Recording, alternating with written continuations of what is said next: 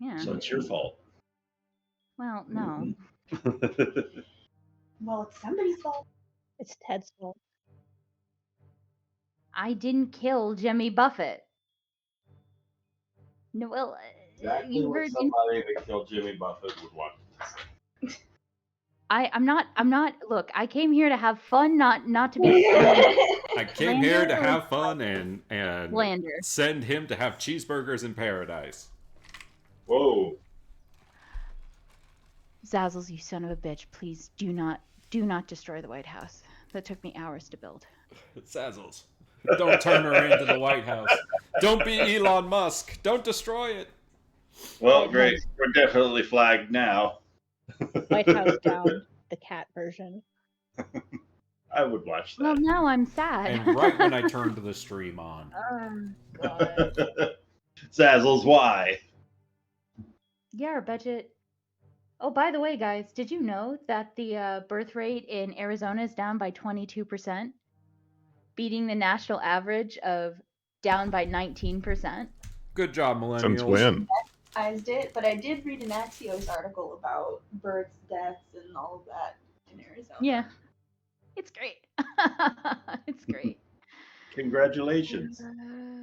Yeah. Yeah. Deaths outpaced natural births in Tucson, I think, this year too. The Well, only yeah, reason it's the because of population it. grew was because of transplants, apparently. So that's fun. Well, and also too, we got a bunch of snowbirds, and I know a mortician. I know a lot of people who work in the death I'd industry. rather. I went She's to threatening all the snowbirds out there. Anybody listening to this stream? That's Think why about he moving got out away to with killing Tucson. Jimmy Buffett. But anyway, See what But I she was- did to him. but I was talking to her, and she goes, "Yeah, it's our busy season." I go, "Oh God, why is there a busy season?" She goes, "Well, it's the flu, and also sometimes snowbirds come here to die. So we got a bunch of old people." I go, "Oh, so it's not our fault. People die in large quantities." Just be like, "Oh, are you old? I know a guy." I mean, it's not the first time I've befriended a mortician. I went to prom with a mortician's daughter. He knew how to put on amazing makeup. The only thing he asked her to do was to lie down. I can't tell if you're serious or if that's a joke. She's No. I'm extremely serious. I went to prom with a mortician's daughter, and he'd do her serious as makeup. dying, you could say. Yeah. What the Serious hell did I death. just walk into? Oh, You don't want to know. Rachel had a- Mortician's daughter. She had a weekend at Mort's. Yeah. And also, too, Costco coffins apparently not the best. What do you mean? No. Who is What shocked does by it this matter? You're in the information? ground. No, it's just it annoys the morticians. I worked with a guy who would, like, for his part-time job, which he liked working more than what he did at the casino, he went and, like, picked up dead people. So I told him to tell people he deadlifted. Hey. So he loved it, and he actually quit to go and do that instead because he hated the casino, and he'd rather deal with dead people than people. And I was like, you know what? I can respect that. I get that. I thought you were about to say he left because that joke. Because of that joke. I wish. He started a successful company. Like you guys just reminded me of all the jokes I heard growing up. Are you shitting me? Do you know are you in the mortician field? How many mortician adjacent people do I know? Ben, what's going on? My great-grandfather, my grandfather, and my father all owned the same family funeral home. I grew up working in No family funeral home. I did not know we were going to get Ben lore unlocked this session. I'm pretty sure at least some of you guys knew that from before. No. Apparently, this is Ben, I've drank a lot over the years. There's a lot of stories I've forgotten. Okay, so I know 3 people who worked in the death industry. That's great. We tend not to call it the death industry, just FYI. What do you call it? The funeral Postmortem. industry? Yeah, the funeral Necromancy. business, the service industry. Okay, yeah, the service industry. It's to die for. She said it. I had a coworker that specifically dealt with funeral plots because it was a lucrative business. Oh yeah. They would go and buy plots for cheap, sit on them, and then sell them back for more. Now money. that is some scumbag shit. Yeah. He made a lot of money doing it, though. It's true, yeah. It sounded like a great idea. I think he wound up making like 15 grand a plot. No. that's This fair, is yeah. a public service announcement to anyone listening. Anybody who made it rich did some scumbag shit. Yeah.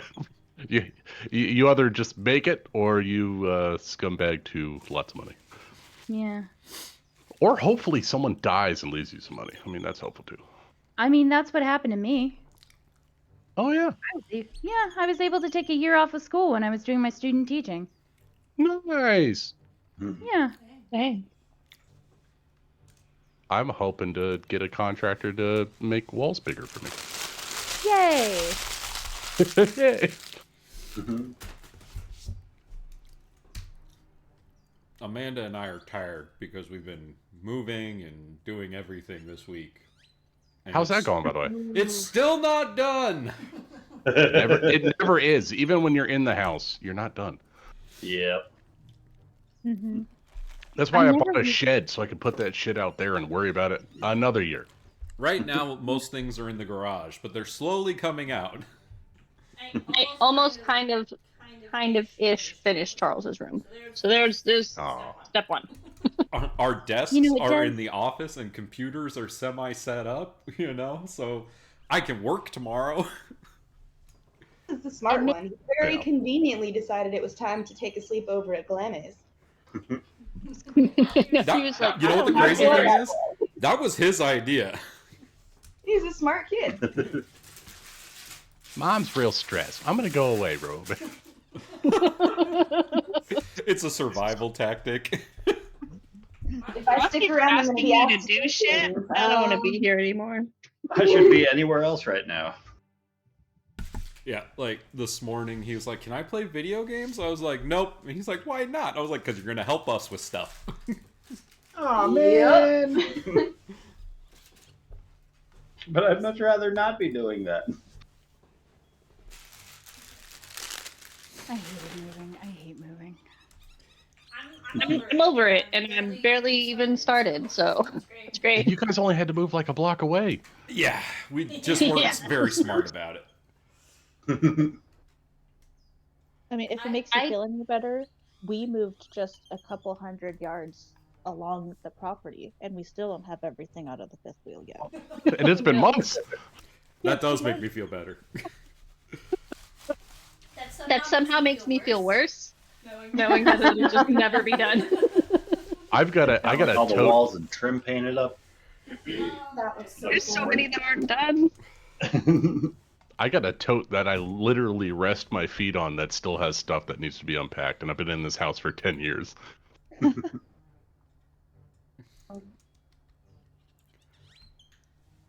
I used to move pretty much once every year or 2 years, so it got to the point where I just gave in and started hiring movers because it's not that expensive and it saves so much time, and then you can spend your energy unpacking because it's for real. Like things that you put in a box and then never see again, it's so sad. I definitely think we just could have done a better job packing in the first place. I think that Yeah, was it's definitely amazing the big downfall. Uh-huh. He kept telling me, like, here, pack a bag, live out of the bag, pack everything else. And I'm like, I'm smarter than that. And I still don't have any of my clothes. So I got to figure that out before tomorrow. I mean, it could be worse. When I was moving in December and then again in April, I just took out all the drawers in my dresser and I think my desk, threw shit in there, drove my Toyota Corolla all the way down to my thing, threw that shit out, and then just kept doing it over and over again. I don't know where anything is, and I lost my retainer. Ooh. Yeah, that all checks out. That story checks out. Yeah. Isn't moving the best? At least I have my mouth guard, and that mouth guard is semi-useful for two things. And sometimes you go to pick flowers and a big bug attacks you in your sleep. What? Oh, As long as someone has a shoe, we're good. oh, that's right, D&D. Hey. Oh, Oh shit! I left my pasta things in my thing, but the noodles. That's what they're called. Oh no, the pasta thing's in the thing. Yeah. I And hate the, when That's what you got attacked with last week. The pasta thing. the pasta thing. Yeah, the pasta thing. You see that yeah. spaghetti coming out of On its the mouth? carrion crawler's face. Gross. How much brown in meat is bad? Lovely little addition to the Night's Watch. Snuck up on the party in the middle of the night. And, if I can have everybody roll me a d20, please. Ryan, I don't think that thing's wearing its blacks if it's part of the Night Watch. Not anymore. It's dead. Do we? Wait. Are we? What? Okay. D20 for recap. I don't know if Oh, 2 is the best roll or 19 is the best roll, but there we go. We have I two think twos. high- No, I'm pretty sure last time I rolled high and I had to do the recap. So you want to roll high. Exactly. Because you want to do the recap. Nice. Subber. unless All right. you just Can anyone beat a 15? up every time. I got I don't see 4. a Ben roll on here. Ben. I keep forgetting that Ben has a thread with recaps. I don't. I pull it up every start of session. I 'Cause- forget that threads are a thing. You know what because the I don't best see part is? updates from threads, so I Yeah. don't see it. I don't look at it. My favorite part about it is I don't read it until the start of the next session. Yeah. I just go by vibes. And then you're like, oh yeah, that happened. I forgot about that. Exactly. Yeah. I need to start making. Totally these didn't again. happen. What an interesting take. That's not how I recall that happening at all. There is some editorializing going on for sure. Well, because it's all from EO's point of view, right? Yeah. From Ben's point of view, it feels like, but yeah. Yeah. There's I'd love to definitely see some Ben's fourth wall actual breaking. Is Ben even here? Did he step away? He's with the morticians now. He's with the These mortician jokes He's are getting conveniently absent for the role. Let me go check Yeah, WoW and go see if he's sit trying to on do a the delve. Ooh. Is he even high enough level for delves yet? He's 78, Nick. When did that happen? I've been offline for 2 We've days. been waiting for you to get on so we can do dungeons. I was moving. We were hoping. He was like, I'm going to go ride my bike. Let me know if Nick gets on so we can do a dungeon. Ah, fuck! I'm excited. I'm 78 as well. I've got my paladin up. I've been tanking for the last 18 levels. I thought you already had a paladin at level 80. Yeah, I made another one. need I was to- leveling with Ben, and then Ben didn't want to play with me, and then magically he got 20 levels more, and I'm like, what the fuck? I gotta catch up. I didn't want to play with you. Hey!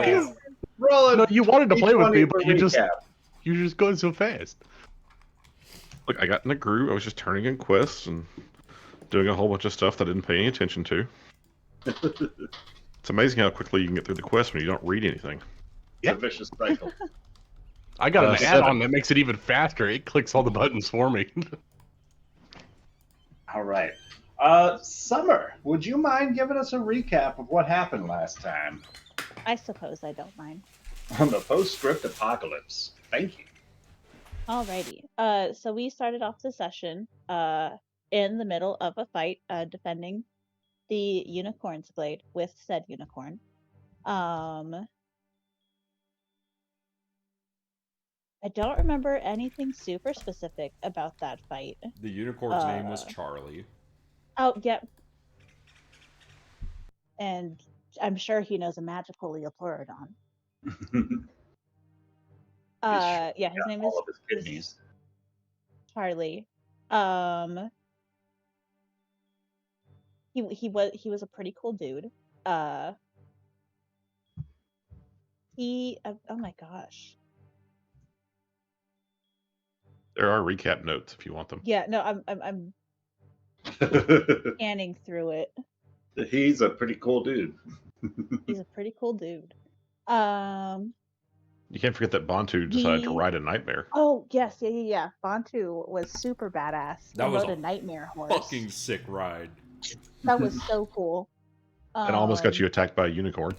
Look, all right. When you're chaotic neutral, sometimes It was that's how worth it. things go. I don't see good and evil. Sometimes a flaming horse says climb aboard and you have to say yes. I'm pretty sure we told Charlie the unicorn that he could go back to sleep because we got the woods covered. He's chill. The druid guy was a huge crybaby about what was happening. And even though we kind of fixed everything, he still kept crying. Then we set up camp. There was a weird spaghetti monster that attacked. That's it? Pretty much, yeah. We ended with the spaghetti monster attacking us. You guys defeating the spaghetti monster before everybody had even been roused from sleeping. And somebody Bree decided hit it to... with the hammer and went back and cuddled Chikari. That was about Yeah. it. Yeah, I just feel like you need to be sure you're getting consent for the cuddling of Shikari. I mean... Right? And you- now you she's got all, here. You got all close and personal with her, and she wasn't even here. Tis true. I'm just saying. I almost grabbed Chikari's leg and swung her. I did say that. So as we pick things up, Wow. in the early night evening, the sun had just set maybe an hour before when this carrion crawler had beset upon the party. During the first watch, as some of you might be able to find yourselves back to sleep, if there's any scenes anybody would like to partake in, feel free. Take the mic. Bree, sorry I kicked you. Oh, it's all right. It seemed I like the understand there was a fastest way. creepy monster. Super creepy. Hey, Rian, you think that's what was out there and not an owlbear? Maybe it is possible. I mean, can Rian like look at this thing, see if it's got anything cool on it? Sure. Rolling to determine what's cool on it, or rolling to harvest what's cool on it? Her harvest what's cool on it. Sure thing. Roll me a survival or medicine check. 17.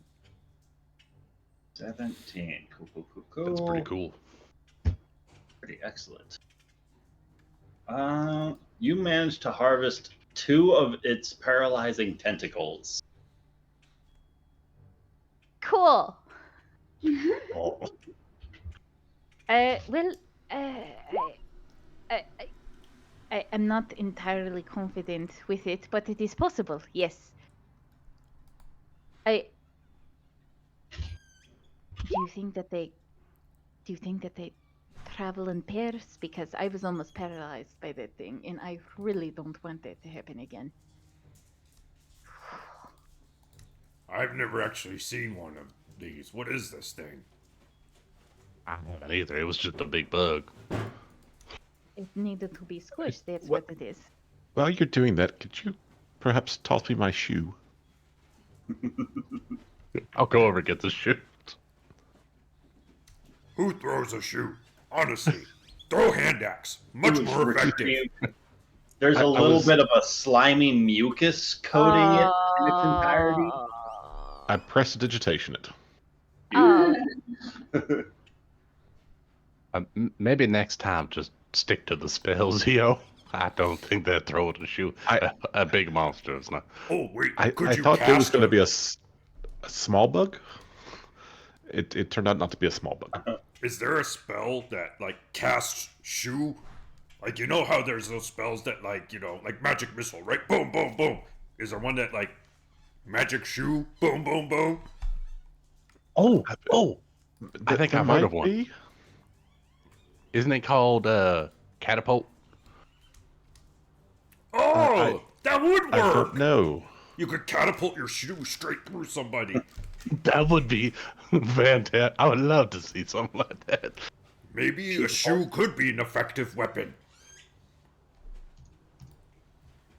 But wouldn't that require you to carry additional shoes around? I'm sure EO's got, like, what, 4 pair of shoes at least? Bizarre choice of weapon, I suppose. Well, I mean, there are extra pairs, but they're not mine, and I certainly wouldn't throw them. What about dancing shoes? They can take a beating. Like tap shoes? They got a metal bit. Do you Mistress have does any not have tap tap shoes. She does have formal shoes. She has a pair of low shoes for dancing.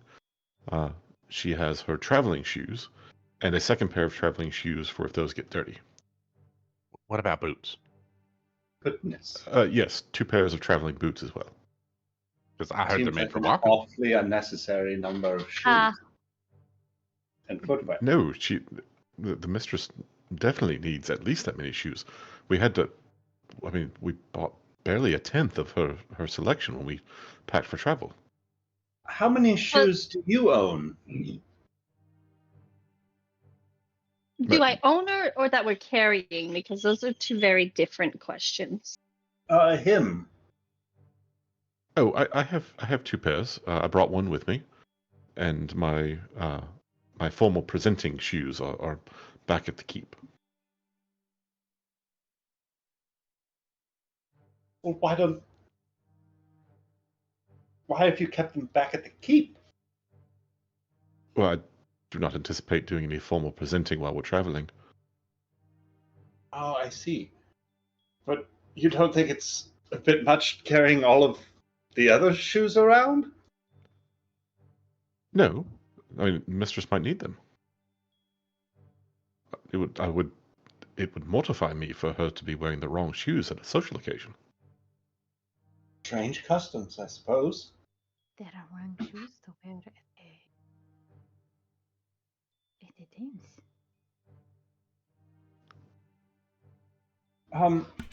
You know, I've So- met some halflings that are completely opposed to wearing shoes. They just walk around barefoot. Well, that's perfectly appropriate for a halfling. I mean, it's hard to afford shoes for a giant, let alone 2 of them. So they get 1 pair until they wear them out, and that's all they get. Serious question. Who makes shoes that big? Do you have to, like, pay extra? Oh yeah, it's like twice the price of a normal pair of shoes. And of course, the little one, Vora, I mean, she's growing. Seems like every day. So I'm about flat broke just buying her footwear. You know, I thought about something else. The hammer you use. You said that your son hammer, right? It is, yes, it is. But that hammer your size. So was your son not giant? No, my son was actually slightly taller than I am. My husband was a human, so he kind of got a mix of the both. He was about 5'2". So a normal size individual. I certainly don't mean to pry, but if you are a gnome and your husband was a human, how is your daughter a giant? She's my daughter-in-law. She married my son. Oh, that makes so much more sense. If I gave birth to her, I would not be here. I'd just be honest. Look, Bree, I was trying not to ask that question, but I definitely thought it. I understand. Sorry.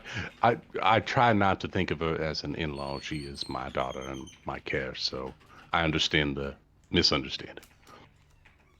It definitely makes much more sense now why she's so angry with you. Yeah. I'm overly protective of them ever since my son and my husband passed away. I was their sole protector, so I try not to let them get themselves into harm. Yes, my wife and my parents didn't necessarily see eye to eye. I understand how that goes. Awfully brave of you to keep putting your life forward, nevertheless. It honestly, it's the only thing that I know and I'm actually relatively good at. That and cooking.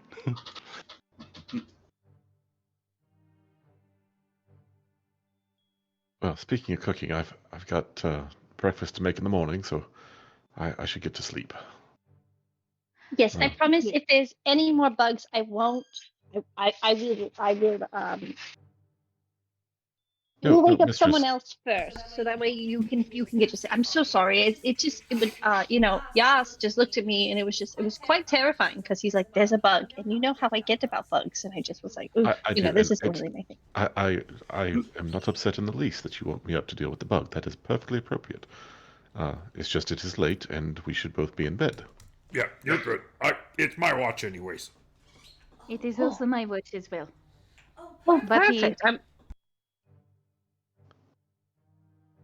Crow is gonna put on her lovely little face masks and things that cover her eyes, sleep mask, and she's gonna snuggle down in her tent that EO set up for her.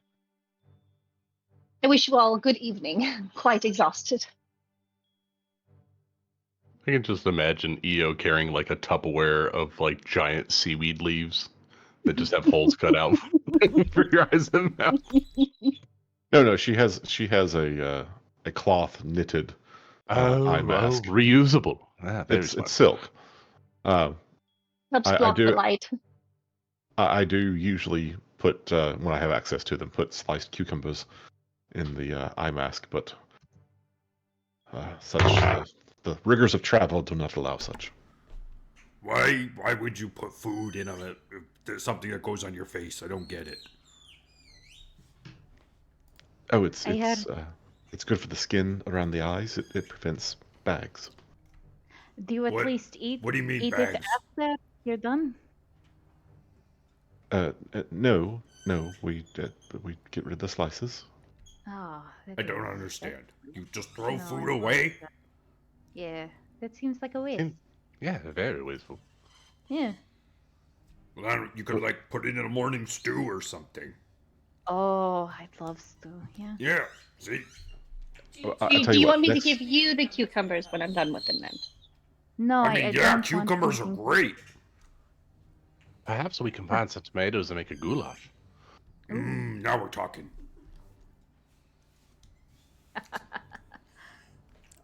Okay. With that, good night. All right. Night, everyone.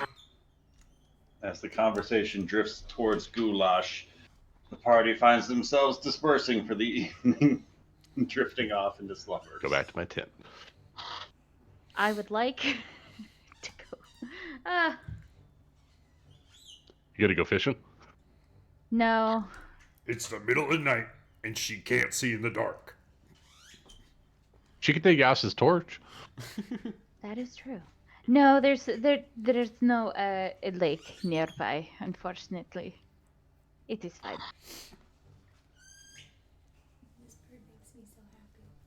And the night proceeds into the early hours of morning, and the party completes a long rest uninterrupted.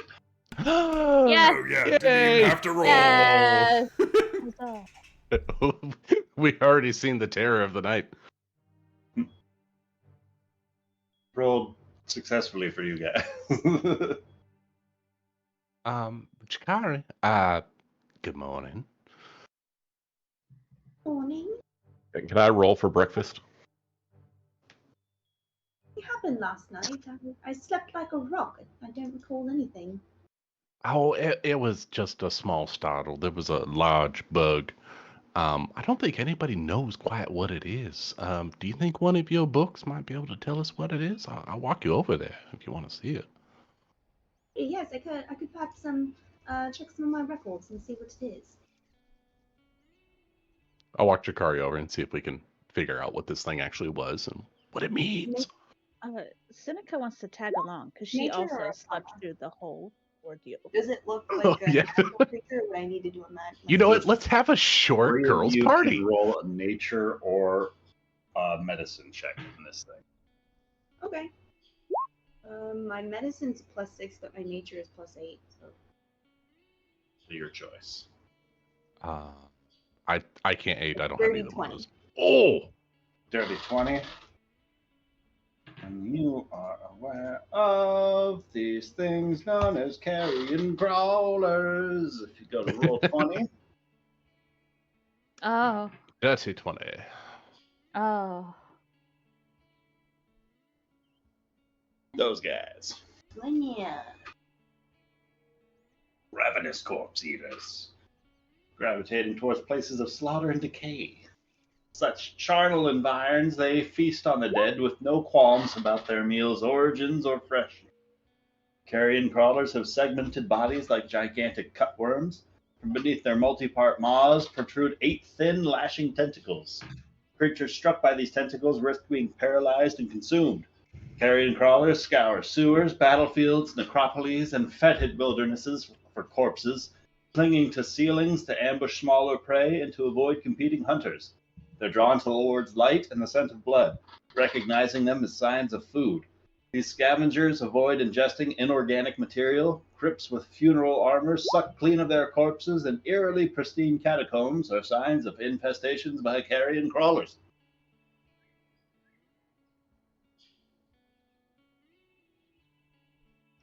That's why I remember these fuckers.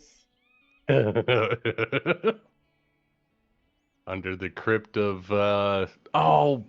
Amanda, what's her name? Thervash? No, well, Tarash's, but Friends? Phelan's family crypt. Wait, what about No. Wasn't there Daldrick? carrion crawlers with Daldrick under the family crypt because you were in the graveyard district? Renor Manor. Wait, Yeah. did Daldrick really put them under the crypt? Yeah, with all the experiments. I mean, yeah, that's how you dispose of bodies. They were helpful. There's not a plot for everybody. She wasn't. Bodies take up space. Yeah, somebody keeps buying them all up and charging ridiculous prices for them. We have crypt keepers. That's what they were there for. That was the Rafal's whole point.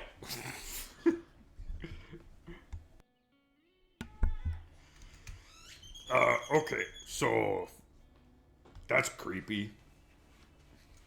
I think that just means that they were lured here with the scent of death, which means that there could be undead nearby, because if they have left their fleshy bodies, then carrion crawlers would eat what's left.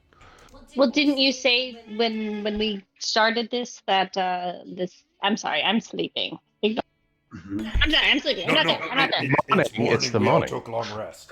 Oh fuck! Sorry, I was very distracted. So yes, you're still asleep. I'm. Crow tells everyone out loud that she's still dreaming. Guys, I just had a dream. But you said the undead that you guys almost like, not to be because you neuter. Sorry, my cat distracted me.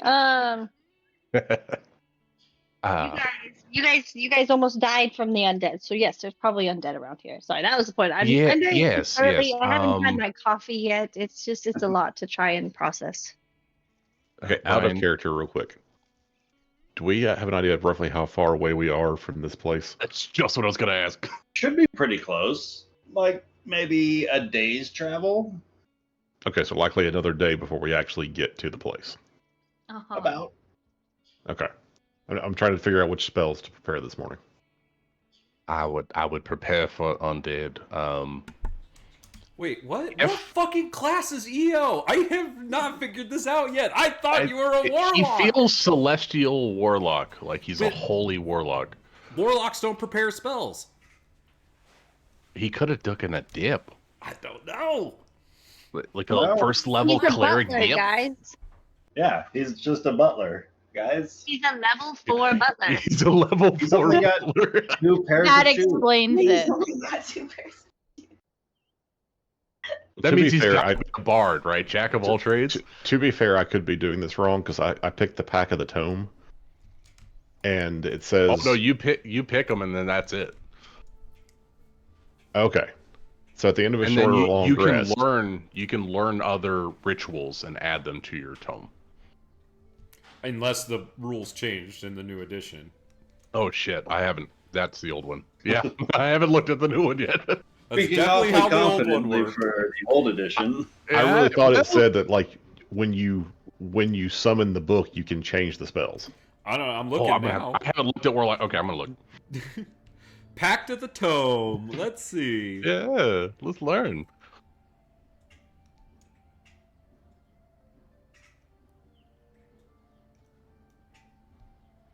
While the book is on your person, you have the chosen spells prepared and they function as warlock spells for you. I do not believe you can change these. Okay. Clearly, I got too used to playing a wizard. I was like, okay, which of these spells am I going to get ready for the morning? It's okay. You fucked with my brain solidly where you were like, prepare spells. I was like, what fucking did he multi-class when we leveled up? What the fuck? Technically speaking, he could re-summon the book and get new spells. Oh, yeah, that's true. Because it says if you conjure another book with this feature, so you could, in theory, conjure a new book with new spells. Hey, you're right. When you write, you are right. That is how this reads. Okay, that's the way I read it. Was like each morning, if I choose, I can summon a book, and it's like, okay, here's the spells you have now. Yeah. Is he pulling from the library at Dagonata with a different set of books? This is cool. I like how they phrased that. Yeah, it's a kind of it feels warlocky, right? Like, you know what? I'm gonna pull this book to pull spells from. Anyways, continue, Ben, and I'm sorry for chastising you when you were 1000% right and I was wrong. New edition, who dis? Like I said, I think it's just because of the Pact of the Tome. Like the other warlocks, you just you're patron lucky. manifest stuff. Now But I gotta go check the old rules. Have we been doing this wrong the whole time? I think you could cheese it, but I never manifested a new book. I always just picked my spells and that was it. Me too. Anyways, let's continue with our morning. Sorry for So I'm the gonna pick my out-of-character spell. interruption. It's Warhammer and Greatsword. That's what I'm picking for the day. So yeah, you guys are able to successfully kind of autopsy this carrion crawler, determine what this monstrosity is, learn more about its paralyzing tentacles. It can lash out at a creature about 10 feet in range, can cause a paralysis for up to 1 minute. Is it the type of creature that travels in a pack? Typically, yes. Fun. That could be more nearby. Yeah, we'll definitely have to be on our guard. Well, in that case, I will stand more towards the middle of the group. So We didn't bring carts, right? Not this trip, no. Yeah. Oh, this is. Let's leave worded the very spellcasters in the center. Can I tell if the beast is a boy or a girl, and if it's like a mama? You're gonna sex the worm? Well, I mean, gender is a construct, but I want to be able to tell if it's like got cubs nearby. Or But it's a something. worm. It's not a construct. With your dirty 20, I'd say it seems as though this was a wandering male carrion, Okay. probably looking for some sort of other troop to insert itself upon, looking for a female to impregnate, probably scouring the lands, looking for others or its next meal. Okay. But since you guys were attacked by this one early in the night and proceeded the remaining 6-7 hours of the night uninterrupted, it's likely this one was probably by itself out here. Okay. Okay. Cool.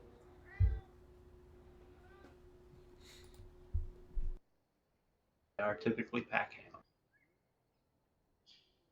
Might might have just been a wandering lone buck looking for a mate, but it could also have had a pack, so keep a weather eye open for tracks.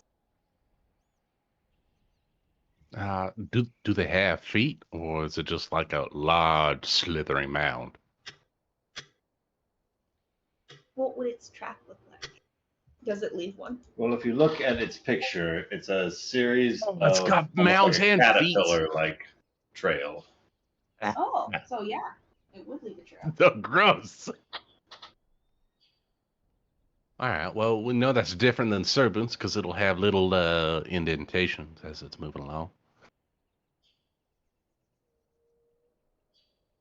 And for small little pinprints.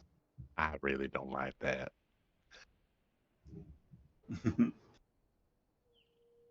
I'm gonna record it in my notes. Just take out my book and write down what we found and all that. Cool. As the hours proceed along, the day it's a little bit brighter. Let's turn.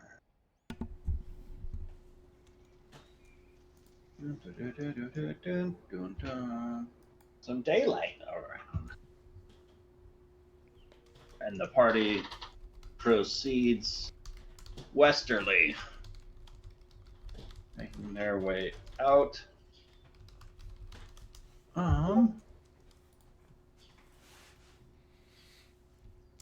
Here comes the sun, do do do do.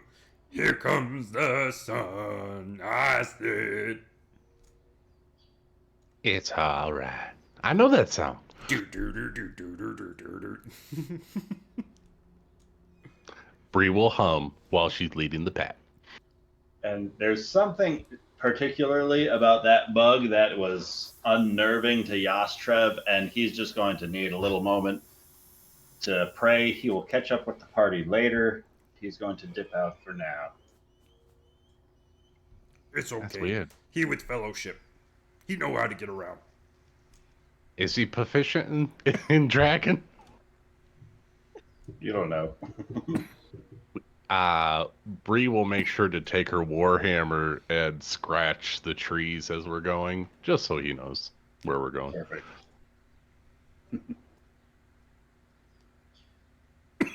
Party proceeds westward.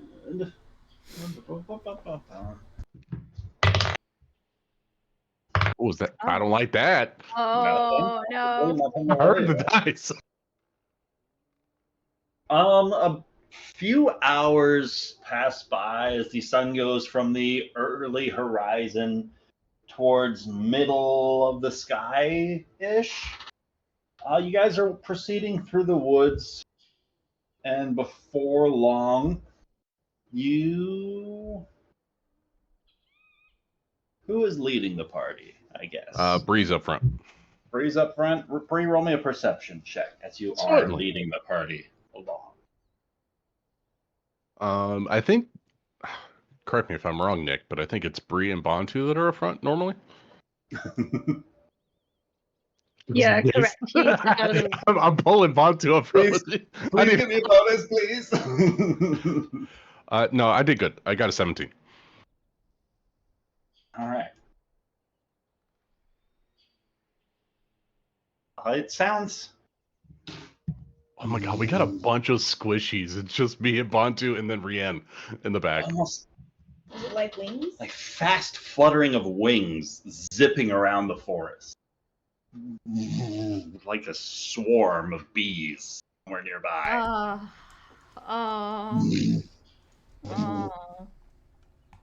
Like somewhere in the branches up above, in the trees, close by, maybe about 60 to 80 feet out. But you guys are walking loosely in that direction. Bontu, I think there's some. I don't think it's anything we have to actively worry about, but I don't know if you can hear it, but I believe that there's some bees or other buzzing creatures about. Oh, yep. I hear it. We might want to adjust our path just a little bit. I don't think we need to take unnecessary risks. Bees in this area are, if they're sourcing on moon blooms for pollen, then they might be a little aggressive. Yeah, but could the moon bloom honey taste good? Or It's black honey. does it have medicinal purposes? I think it makes you Lily. hallucinate Hey, a little Lily. bit. I think it's one of those. Something about the size of a hummingbird zips down from the Oh, fuck. trees. It remains about 50 feet out, but it slows from its wicked fast pace through the forest, and you're able to catch sight of it. Oh, it's just the size of a hummingbird. Just the size of a hummingbird, but this little figure Hey, zips down in hey, front of Bree. you, and he throws this staff out in front of you, saying, "Halt! I request everybody there to stand still in your track. We shall proceed no further." Bree, I don't think that's a bee. It's talking. It is top. Maybe we should. Hello? Talk back. Hi. Hello. Copernicus the Third, and you traverse through my woods, and you will declare your names and promises before proceeding any further. State your intent, strangers. Sorry, you're cutting out a little bit because of the high pitched voice. It sounds great though. Honestly. But could you say that again? I'll move the microphone a bit closer. I'm General Tigra Copernicus the Third, and you find yourself stepping through my woods. You strangers will declare yourselves and state your intent. Oh, absolutely. You said General? Absolutely, General. My name is Bartu of the Fellowship of the Way Pathfinders. What is it? It's a long the fucking boring title. troop. don't know. Sorry, I don't remember what the name. Fellowship of the Forgotten Path. Fellowship of the Forgotten Paths. This We were is the boring company. this is my The boring company. this is my friend Bria Rios. And then back here following us are Seneca, Apologies.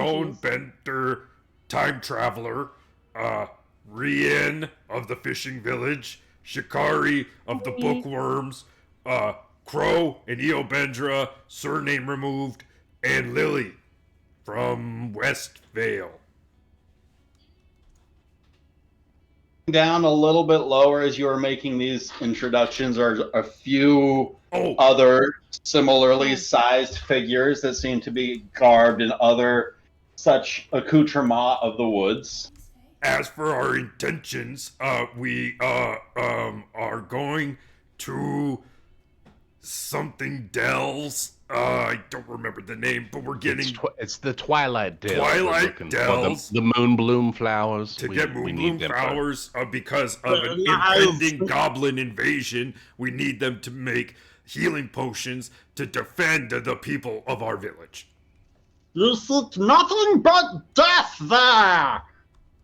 It is Yeah, we know. overrun by the undead! That's okay, we And brought a if you cleric. make your ways there, you will only find yourselves adding to their number. I think we'll be okay. Look at us. We're pretty badass. You think yourselves brave? We do not wish to challenge anything. I have personally. Then perhaps you can provide some assistance.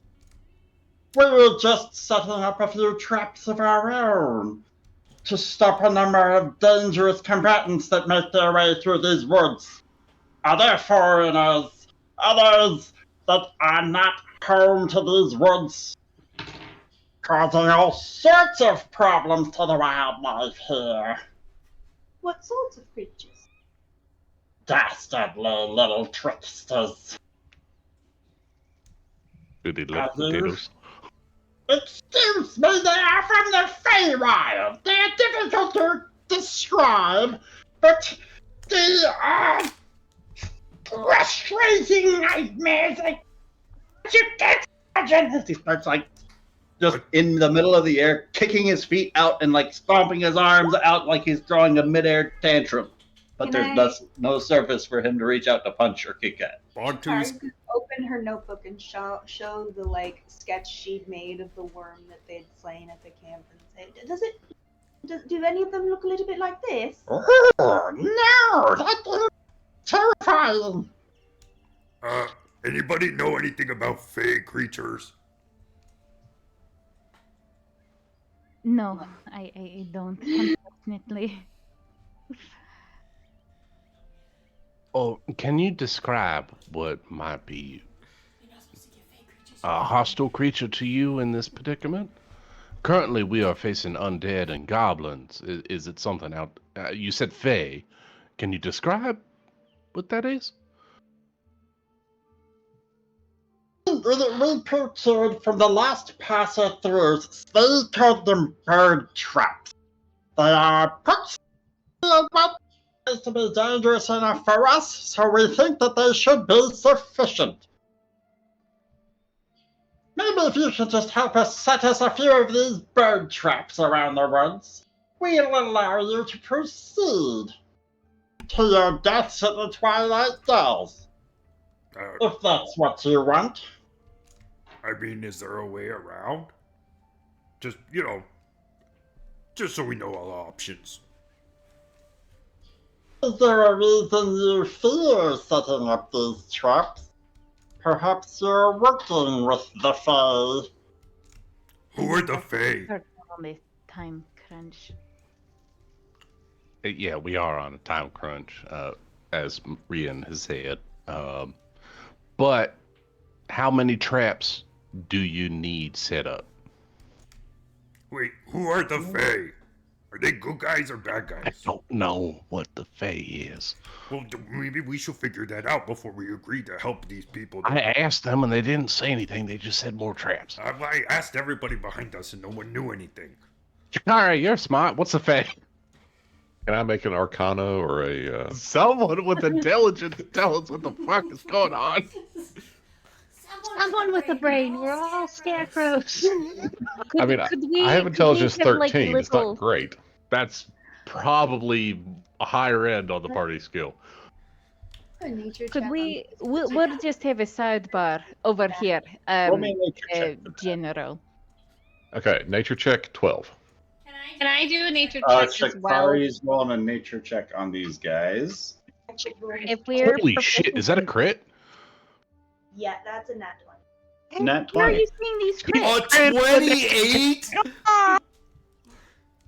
So yeah, Shikari, if you look to your Roll20 screen, I'm just going to give you the full page on that as well. God, so much lore for the Chikari. You are familiar with these things known as sprites. And additionally, you think that the pestering nuisance that they are describing is another likely Fey chaotic entity. Okay. So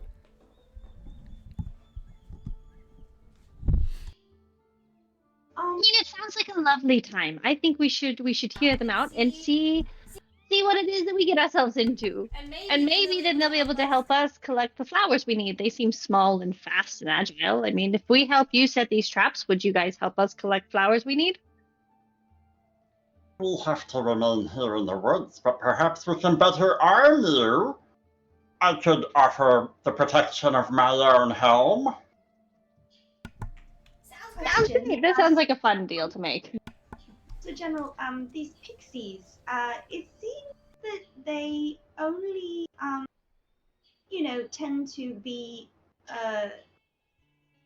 pranksters and tricksters to those who bother them or are unfriendly. Is there maybe some reason for the conflict between you other than just that it doesn't seem they would attack unprovoked? You seem awfully supportive of their cause. And nobody here said pixies. I do believe that that's what you're referring to, is it not? It is. Yes. see here, it's in this book I've got it. All the things you've talked about. I mean, these are the keywords I've associated with it. So I do believe that anyone with a reasonable knowledge of nature could draw these dots together. So yes, and so I do wonder, you do. Then you understand these pixies are little more than a pest in these woods, and the longer they remain, the worse that these woods are.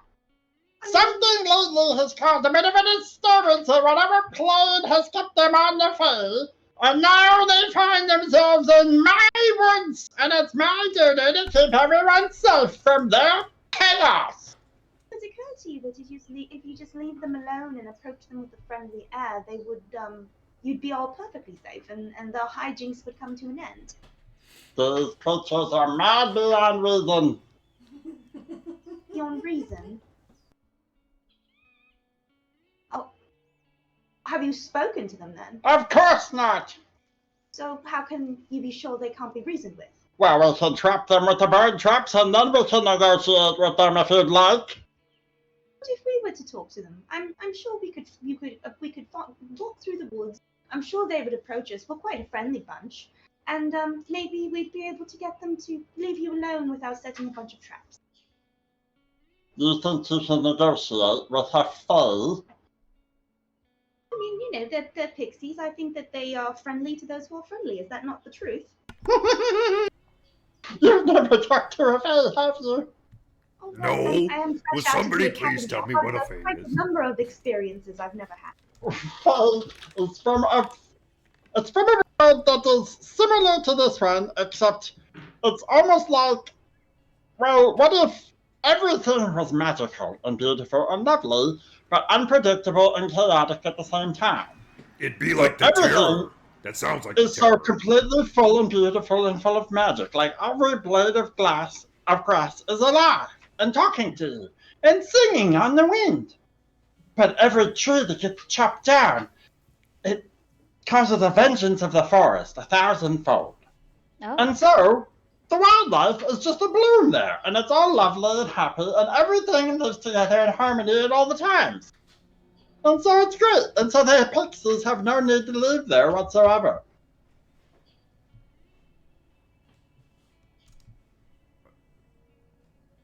How long have the pixies been here then? They haven't lived here the whole time? It seems only a few days.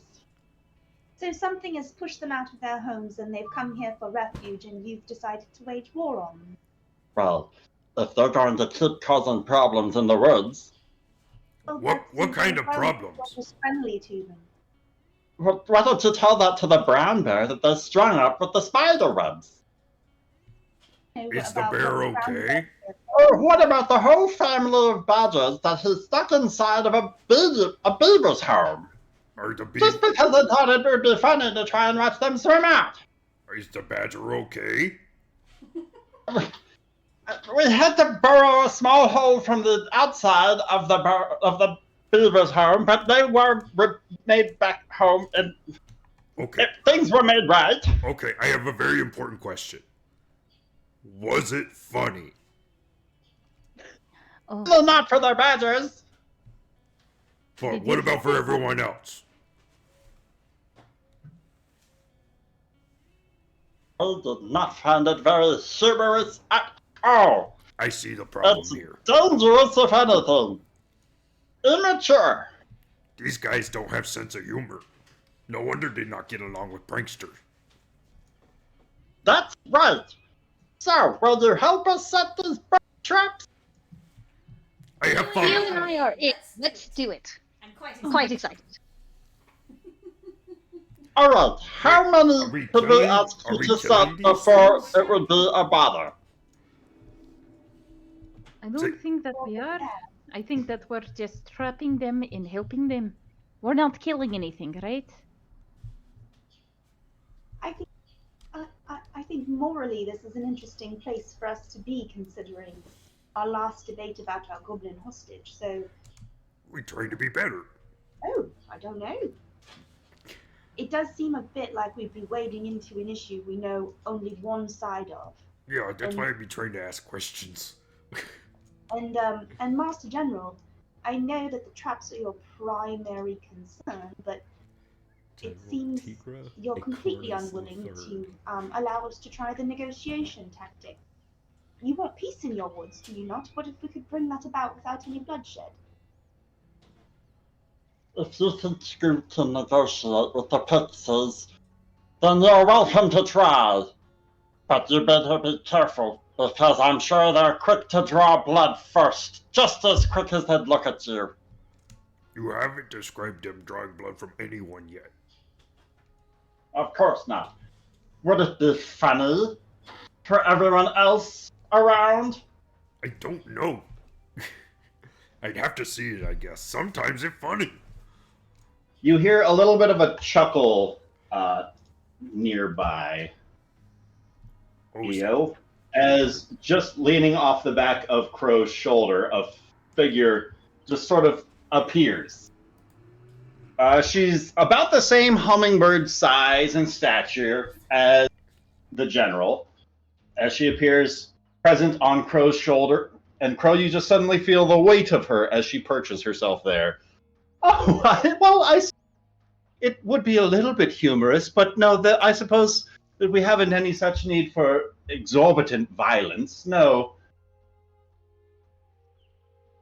Oh, look, I found one! We didn't even have to set traps. How fantastic is that? Damn, you good at this, Crow.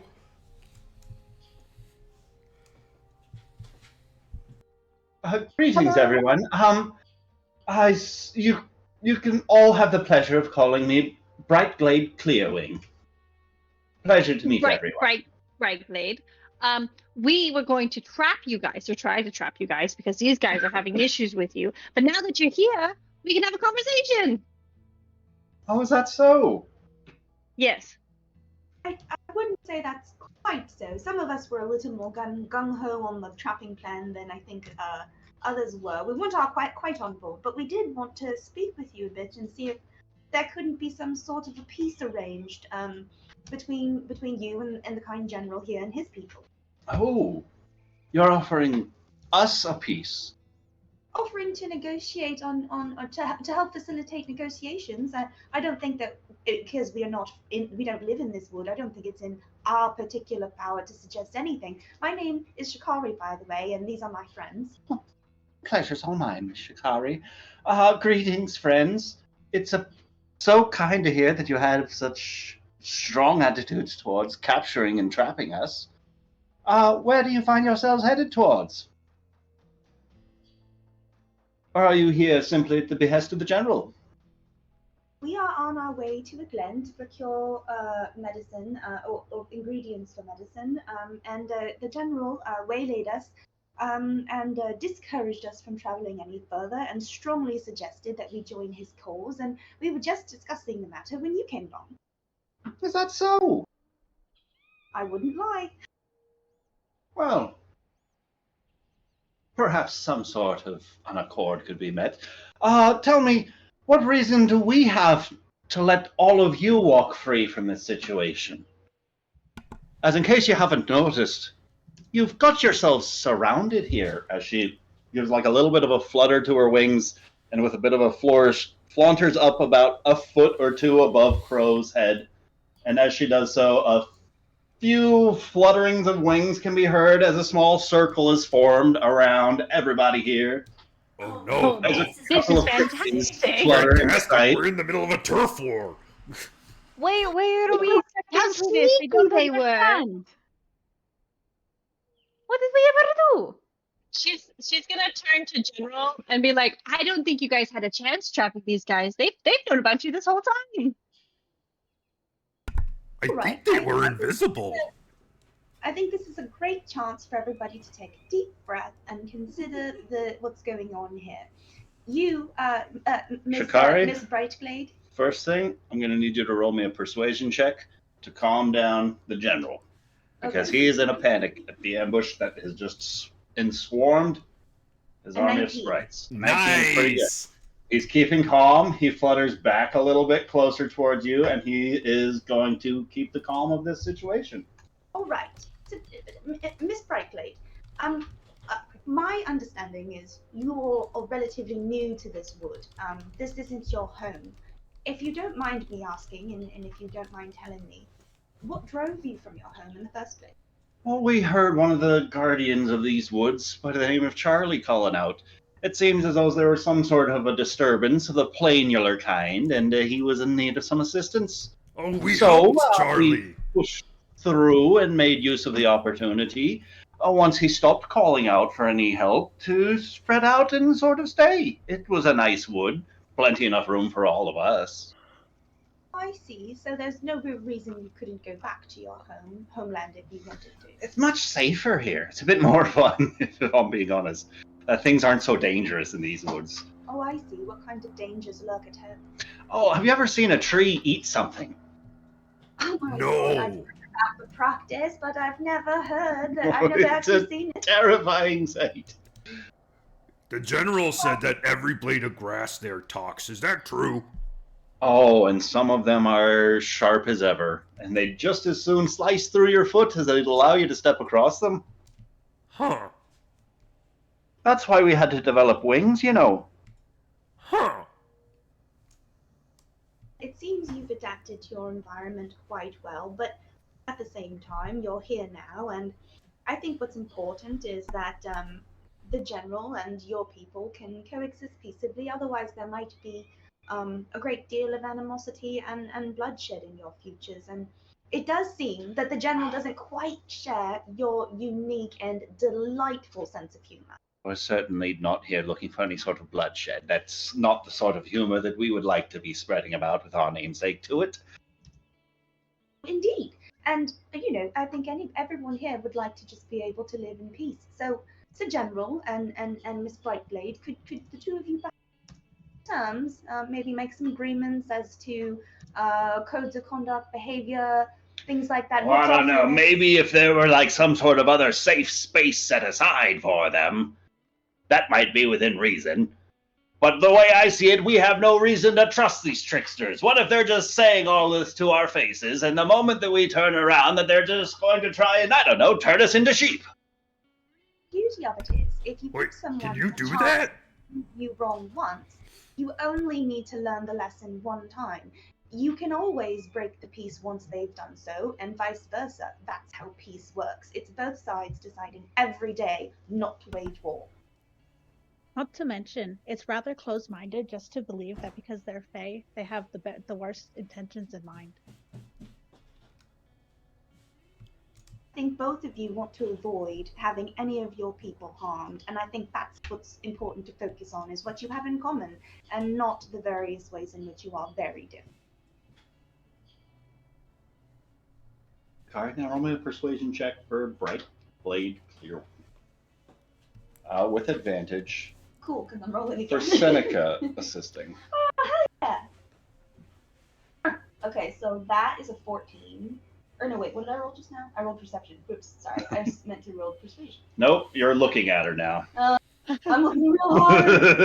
That was an 18. Oh, that better. 19's better. Cool. I Supposing you're right. I suppose we could undo some of the more hilarious tacts that we had adjusted about these woods of late. I have a question about An that. excellent start. That's an excellent start.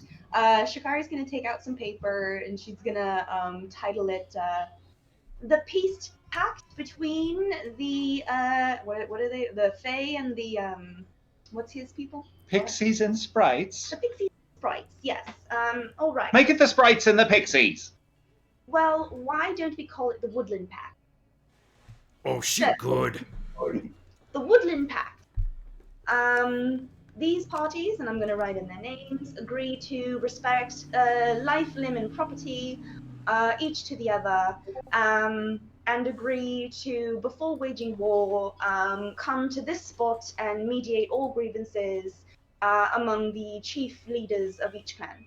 And any other riders or agreements you guys think are necessary, but this could be a rough draft and go from there.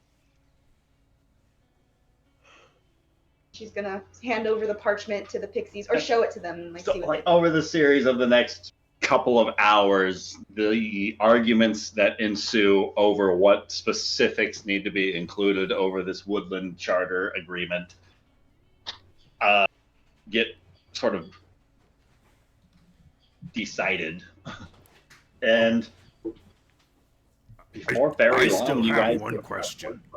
Please tell me they signed the contract in pixie dust. Oh yeah. What's Bonter's question? Was the badger in the beaver den funny? Oh my goodness, they told you about that. That was one of our most hilarious acts. It sounds hilarious. They said it wasn't funny, and I questioned that. Oh, Emeril came up with that one herself. I hadn't thought of something so hilarious personally. I mean, they're more than capable of swimming out, but I mean, there's only the one way, which is underwater. To teleport them into that strange of a space so suddenly. They hadn't a clue. Yeah, I thought it was funny. Yeah. So, agreeing to leave these past, what are now considered crimes in the past. So, what did you think was our most hilarious prank? Oh God. I think the best joke would be to miraculously come to a peace agreement. It's quite rare and can be funny if you look at it in the proper light. So perhaps the funniest thing to do would be to wage some peace today. See her start to like pull back with the quill in hand, saying, "I don't know if that's my sort of hilarity. I don't know. Tell me, what's the funniest thing each of you have ever done?" Have you ever taken an undead's head and put it on its ass? I can't say that I have. That is pretty funny. I could certainly see the use for it, though. Yes. I think, personally, with the way that the world is at the moment, that we might be able to do something like that.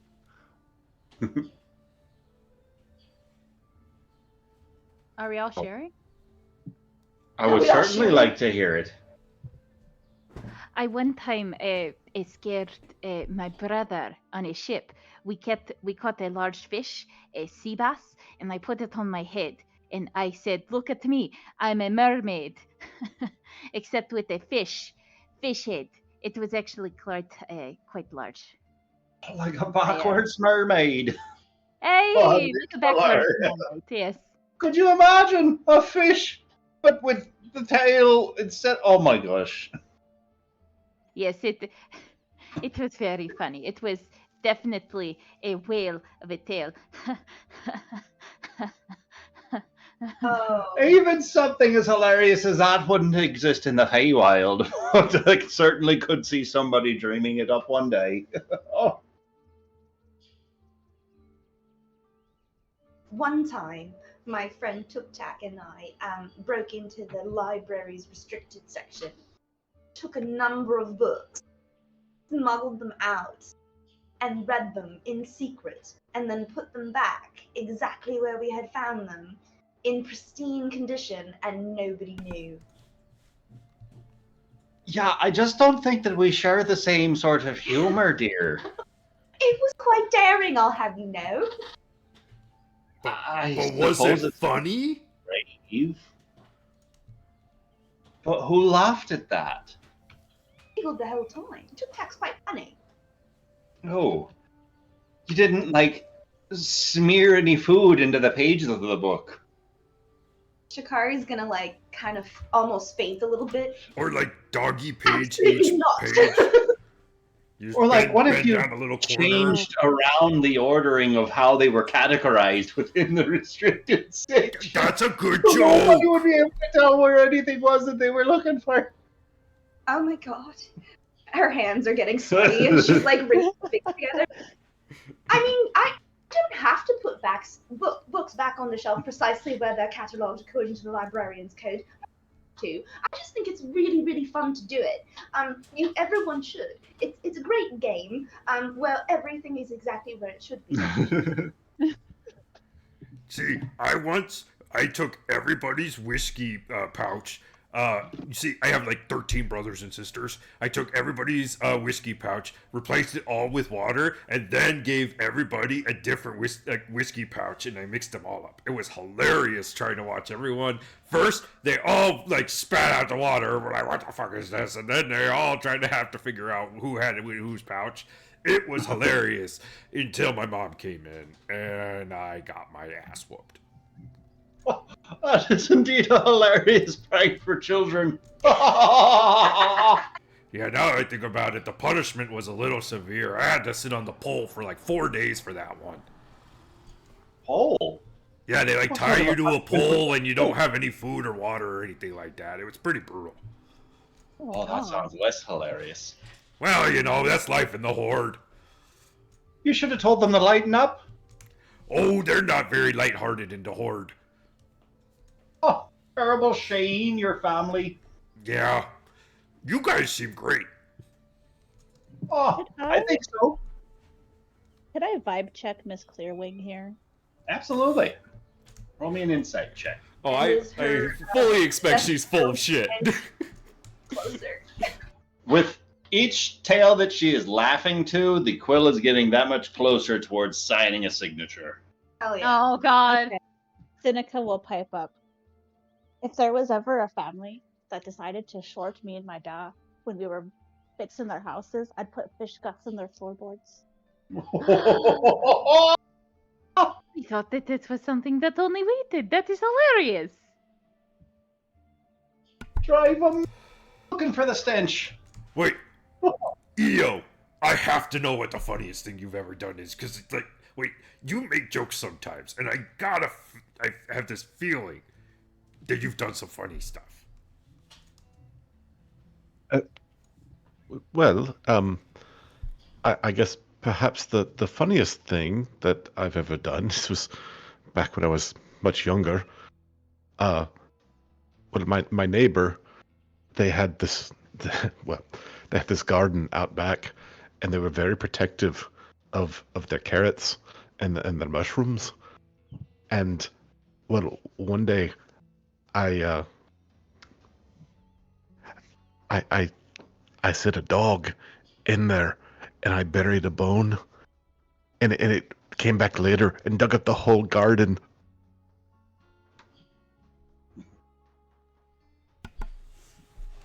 Yeah, pretty funny. I'd one rather tactful getting a wild beast like that under your control. But the dog liked me. I would feed it. I would feed it scraps from the table, and then, It was a long con. oh, You won the dog's trust over a series of meals. yes. I mean, I liked the dog, and then when I hit its bone in the garden, well, I thought it was funny. Which will follow this one? Theo, I have a gardening story too. This is why we get along so well. There was one year in the spring where I went into the gardener's shed and I switched the tulip bulbs with daffodil bulbs. And the whole year the garden looked silly because they were the wrong flowers. That's quite funny.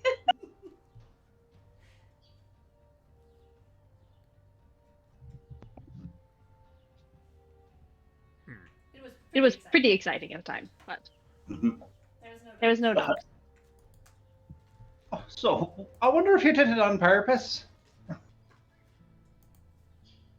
This is absurd! This is ridiculous! I don't understand what all these hilarious pranks have to do with anything! Wait, General, what's the funniest thing you've ever done?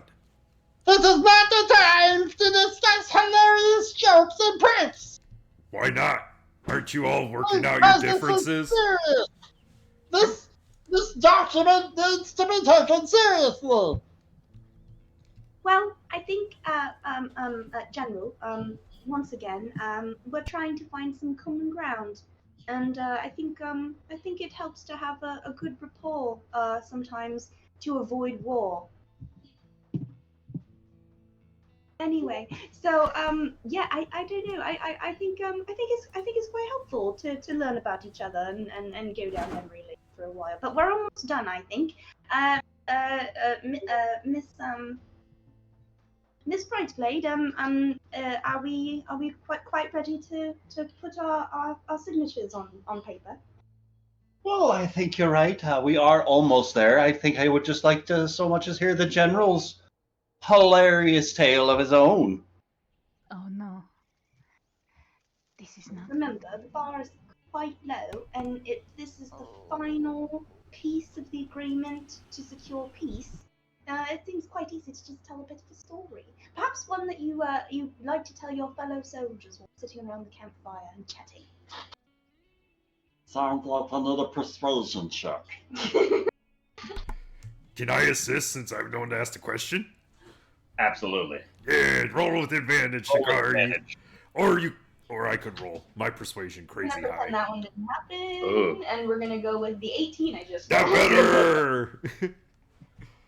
Like, the General's fluttering wings come to a stop, and he lands and swipes the quill out from Brightblade's hand to sign his own name, and then he just kind of throws the quill back down in front of the parchment and says, One time, my commanding officer was late reporting out to the morning roll call, and so I took the opportunity to loosen the saddle on his squirrel mount, and it wasn't until several hours later into the scrimmage that he took a sharp turn, a bit too sharp, and the horns of his roll caused him to rotate around to the underside of its belly, and it was dragged around underneath the squirrel for a terrifying half an hour before could be stopped.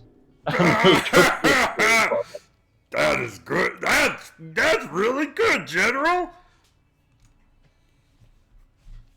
and with that, Brightglade then picks up the quill and signs her own name on the Wood critter? No, we called it the Woodland Pact. The Woodland Pact.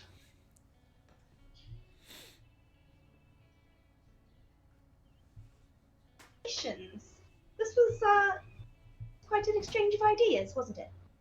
This was lovely. So, where do you lot call home? I don't recall seeing any of you around here. Are you locals to these woods? So wanderers, but Bree is from the nearby town.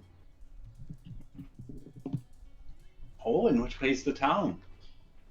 If we tell you, are you going to go and start playing pranks? Oh, perhaps it's worth signing another treaty with the woodland critters here. Or there. Well, perhaps we save that for another It's in a day. canyon to the south. Oh. Oh. Lots of goblins nearby. You can't miss it. Oh, very well then. We'll be sure to keep an eye out for it. And she shoots Bontu a wink. But make sure you watch out for the goblins.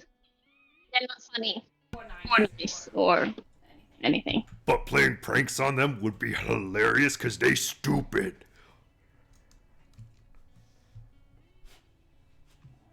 We're actually on our way, like I said, to get some provisions to make medicine so that we can help heal during the fight when the goblins attack the town. If any of you have any expertise in that sort of thing, we could use some flying hands to help us pick them. Apparently the glade is overrun with undead.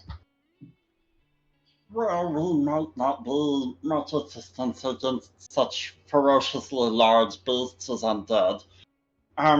Perhaps we can offer up this. As the general lifts up his acorn helm and extends it out, and as he does so, it starts to grow a little bit in size.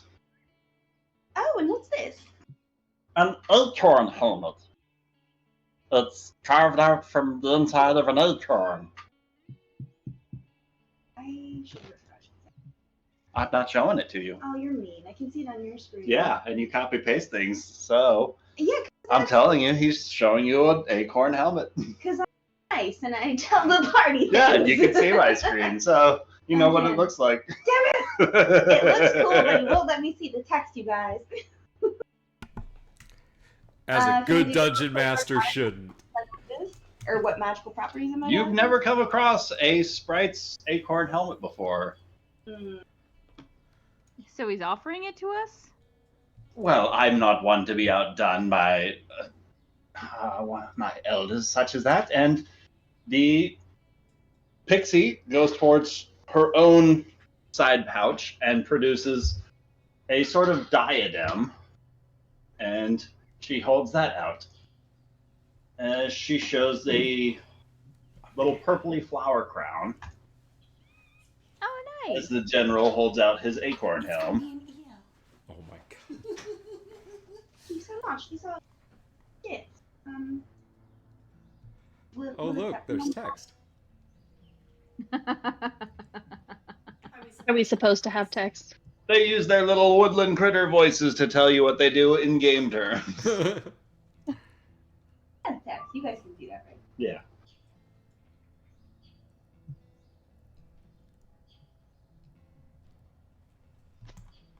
Thank you so much. This has been the best part of my day. Oh. These are so beautiful. Thank you for sharing some of your stories with us. They've been quite delightful themselves. Quite mischievous of your own. I'm gonna write a Maybe. song about this. We might have to put some of those into our rotation. It's not in violation of the pact at this point, you know. Pixie it up. Anyways, we should get going. We'll be seeing you soon, the town to the South Canyon, you said. Yep, Oh, no, just look for the goblins. Oh, For God. certainly, and she shoots you a wink. Before all the pixies just cast invisibility on themselves, and you hear another fluttering of wings like a swarm of bees that quickly dissipates as they fly away. Did you just really invite a horde of pixies to torment the town? No, I sent them to the canyon to the south. Oh, right. Well, they'll probably see the town before that. We'll just hope for the best. I trust her. She seemed like a pretty smart person. Yeah, devilishly smart. That was fun. Good job, Shikari. That was quick thinking. I didn't want to trap a bunch of adorable winged creatures in cages. That seemed horrible. I suppose this was the best way of handling things with a little less bloodshed than originally anticipated. You know, at least we'll give them a chance, and then, you know, if everything falls apart, that's pieces are just that. Sometimes they're temporary. I hope you guys can hold it. I hope this one lasts. For the good of the woods. So long as they hold up their end, we'll hold up our end, and we'll be here to keep an eye on them to make sure that they hold up their end. Cool. Hey, we'll see you guys when we get back from the Dells. Take care out there. And you can see he's got a serious case of helmet hair. But nobody is saying anything because he's the general. All right, sprites. Out! As there's another flutter of wings as all of the sprites take off into the trees and up above. And before long, it's silent once again in these woods. Honestly thought we were going to get attacked by a bunch of adorable fairies.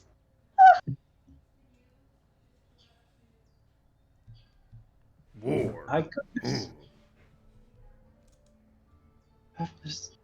I suppose that's the first peace treaty you've negotiated.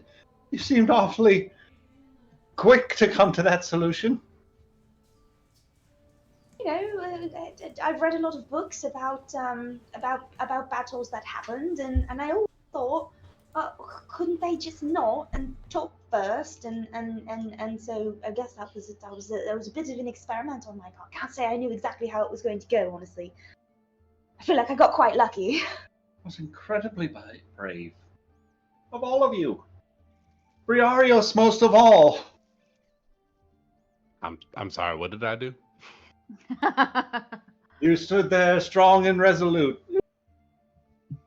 Oh, I'm glad that you all figured it out because I was about to take the two of you and put you in a room and we'll figure our differences out.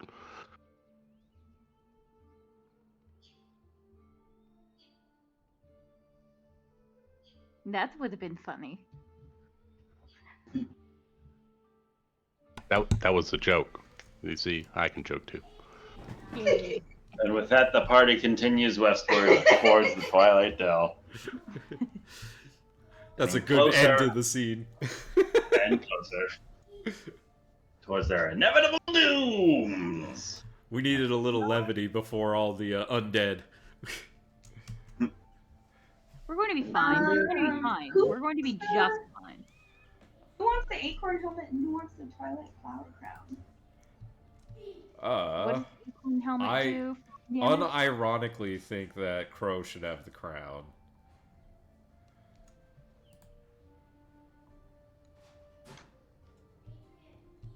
Because that'll give her another spell. Because sorcerers are spell thirsty and they don't get enough. Makes The sense best to me. part is it's a targeted attack, so she can't just accidentally get anybody else in it. Also true. Acorn helmet? What does this do? It's a falling damage thing. And also, like, animal handling for small woodland beasts, which I think is super adorable. Yeah. Who wants it? I think Shikari should wear it personally. Okay, I'm on it. You don't have to tell me twice. I mean, as the two people most responsible for the pact, I think it's appropriate that Crow and Shikari end up with the items. We did I it. love Jerry. We negotiated the shit out of that. That's true. I love the idea of Shikari wearing this acorn helmet. Yeah, and she loves it as an element of her new ensemble. Yeah, and she thinks Yeah. it's very fashionable. Absolutely. She's trying to be a warrior like Bree. Yeah, no, exactly. And this is her first what's it called? Like, you know, you get items when you fight and you get rewards and things and stuff. And so aside from the breastplate that Bree bought for her, she earned this. It's her loot. Quest item. Yes, a quest item, exactly. And now I can always say that this is the helmet I got when I negotiated the Woodland Pact with my good friend Crow, who also did not hit me with any damage. And it's an acorn, and it makes sense. I love it. That's lovely. It wouldn't work with my hair, so I'm glad you took it. I'm excited. I'm going to communicate with so many woodland beasts. Unfortunately, as it gets later into the evening, you guys can start to see the outline of some of the ruined walls of the fort that is the Twilight Dell up on that ridgeline up ahead. The sounds of some of the woodland critters nearby start to fade out, and it gets quiet as you guys start to approach. You guys can make out like shufflings and movings of what look to be figures and humanoids that remain in the Twilight Dell as you guys round about the base of the mountain and start to circle around for your approach. You can start to see a few dozen feet ahead of you, your first skeletal warrior that looks to be stood guard in the ruins of this stone fort. Oh shit, there's a map! Fucking cool. Evie should update your tokens HP. For the love of God, max your hit points. How it doesn't automatically update, and it never does. Towards it the on its top? own. I'm never really sure. Well, yeah, but like the button is. Okay. No, it won't. There's a macro or something that you need for that, and I don't think any of us are using it. No, I always just update it myself. Yeah, I need to do it by hand. I just never know how to do it. So Click on your you- guy, and then click on the green circle, and then type in whatever your hit points are. You can do plus and minus in there, and it'll subtract or add as well. Yep. I'm just not sure, like. I don't think 22 is your max anymore. So you'll need to double I'm click. not sure like what. I'm not sure how to calculate what my HP is. Uh-oh. Because I think Are you you're not still using your showing D&D a copy Beyond sheet? up there. Yeah, I think so. How do I fix it? Let's make sure that she's got the that's current six hit points. Yeah. Uh-huh. Shikari should be in like the 30s or 40s. Shikari is still level 3 on D&D Beyond. Current? Do what? Change your current. To what? To Just one, two? what? Yes. Just max hit HP. Did she level up, Ryan? Yes. I did? Right? When? Level 4? How do I push enter? Yes. Back to, okay. That would make sense. I don't think Oh, you're level Shikari's 3. rolled for HP for level 4. Over there. Okay. Sorry guys, I'm bad at this stuff. No, I think that was the session you missed. Was the Yeah. Yeah. If it makes you feel any better, it wasn't until we were starting the funny story discussion that I realized I hadn't actually picked a feat or a stat improvement for level 4. Really?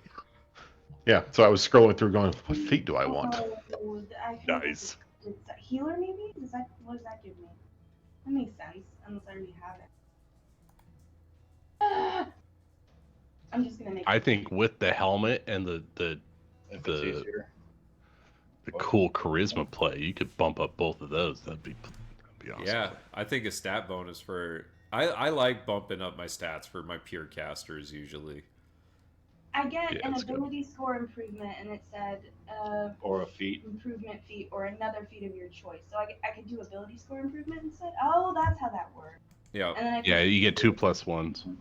So or you a guys are plus saying two. what? Charisma and what else? Well, do you already have a 20 in wisdom? I don't. She's got 18 in intelligence and wisdom.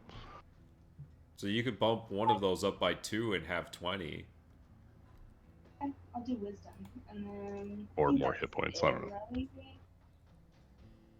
For the Jakari, but the low hit points. I mean, I think it makes sense for the cleric to try to push her wisdom as high as possible, so she gets more a higher spell DC and everything. Oh like yeah, that. yeah, yeah. Prepared spells and all that fun stuff. Yep.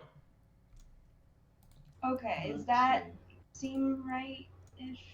I don't know if anybody can look over my shoulder. I don't think I'm actually gonna max So Breeze 1 strength. to wisdom you were thinking, and 1 to... Yeah, I think I. So my wisdom is at 19 now, and then my charisma is at 16. I think it's right. If you want, you might be able to just bump both points to wisdom instead of wisdom and charisma. Bump Yeah. your wisdom to 20 so that your modifier is +5. Sure. That's really good for a cleric. It's really That's- good. Oh, also because of the type of cleric you are, that +5 gives you a +1 to your 2 knowledge checks. Your nature and your religion. Cool. Wonderful. You're gonna be And then like and then we chonky need to scores on those. Roll for HP for her. What is it? A D10? 8. D8. Roll. Just one? This. Yeah. I'm just gonna roll them there. Come on, 8. Out here. 4. 4 it is. 4 plus Ah, 1. That's not bad. Your max That's average. is 5 28. more. 28. 28. Okay, so. Go. Click out. Click the handle. Mhm. Go manage HP. Rolled. Make it 23.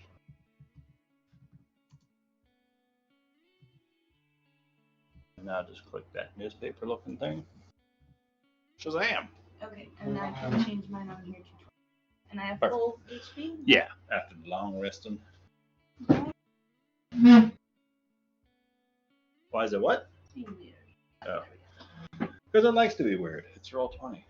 It likes to be very not user friendly Yeah. How do I... as often as possible. Oh, I'm sorry. How do I change that to be 20? Double click Shikari. Go.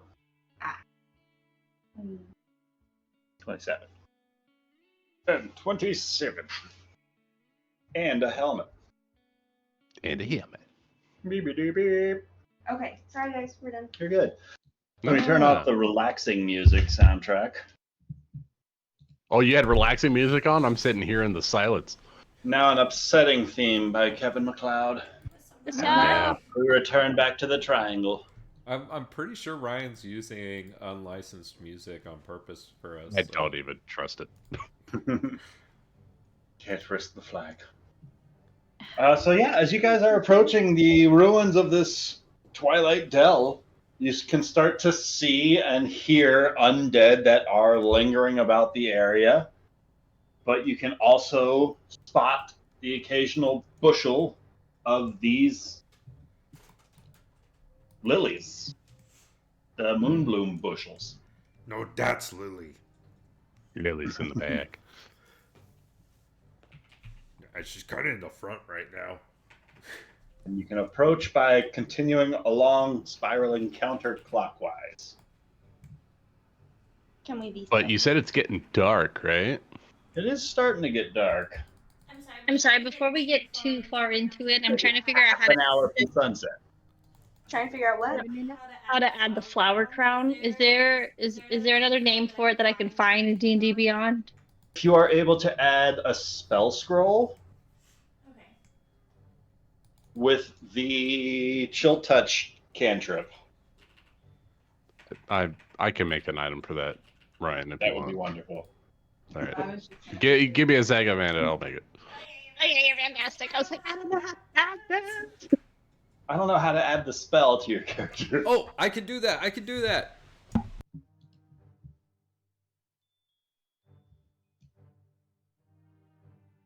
Yeah, since it's a cantrip, you should be able to just add it.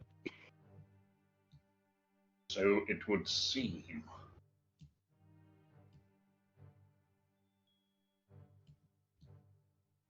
So with Briarios and Bantu in the lead, how would you guys like to proceed Stealthily. for your party? I'm really glad that didn't pick up my alternate art picture folder that I just popped up. That would have been really bad on stream. Is that what the kids are calling it these days? Alternate art? Okay. Oh, I have a subfolder in alternate art. Don't even go there. 6. Guys, I'm gonna get us caught. Wait, are we stealthing? I'm sorry. I'm stuck saving an item. Hold on. I am the most stealthy, so this is gonna be fine. So it's gonna be fine for you. I'll die. Yeah, I'm You just save excited yourself. because I definitely thought I was Rian there, and I was like, 24, no way! But nope, I got No, y'all just forget that Rian's there. I'm being so quiet, You guys. keep saying that, but I don't forget, Rian. Aw. Until it's time for healing.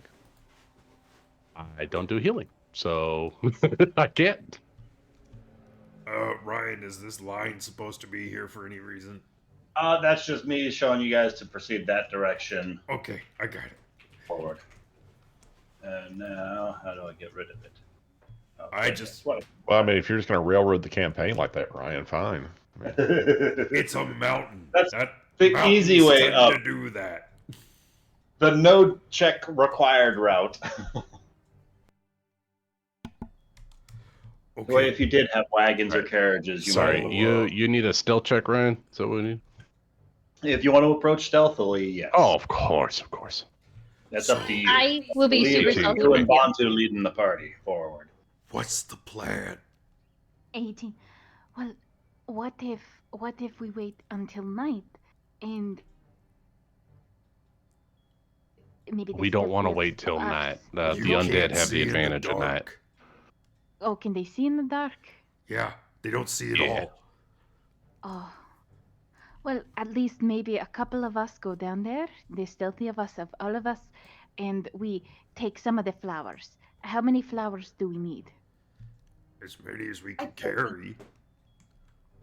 We decided it was like roughly a bag of herbs makes 1 potion, correct? Roughly 1 bushel per potion, or 3 bushels per greater potion. So I say just get as many as you can at minimum, perhaps 3 apiece if you can, and I think it would make sense if maybe there were ranged fighters giving you cover so that if they start to close in, we can pick them off. And anyone who maybe hears you. If we notice that they've become aware of your presence, we'll take them out before they can approach you and alert the others. I'm not sure how their hive mind works, if there even is one, but what do you all think? Well, you could use that same make them scared of you thing that you did last time, right? Time to run away. I think that should be a last resort. Excuse me, if I might. Oh, what's up, Io? So are we sure they don't see? They sense you in some other way? Well, they don't have eyes. They've always just walked past us when we're not making noise or in any way alerting them as to the presence of life. I think maybe they're entirely dependent on outside stimuli in order to be aware that something is sentient around them, and then they attack it. Well, there's always like this eerie red light in the eye sockets when you see undead. Well, the thing is, I mean, I don't know who's the quietest amongst us, and who is most able to, well, be quick about being unseen. But I have recently found I have a new talent. Oh? I can make things invisible. Oh, that's useful. Invisible. I mean, I intended to use it to protect Crow. If things ever got bad, I could hide her and tell her to run. But in this situation, perhaps we could send someone in who couldn't be seen?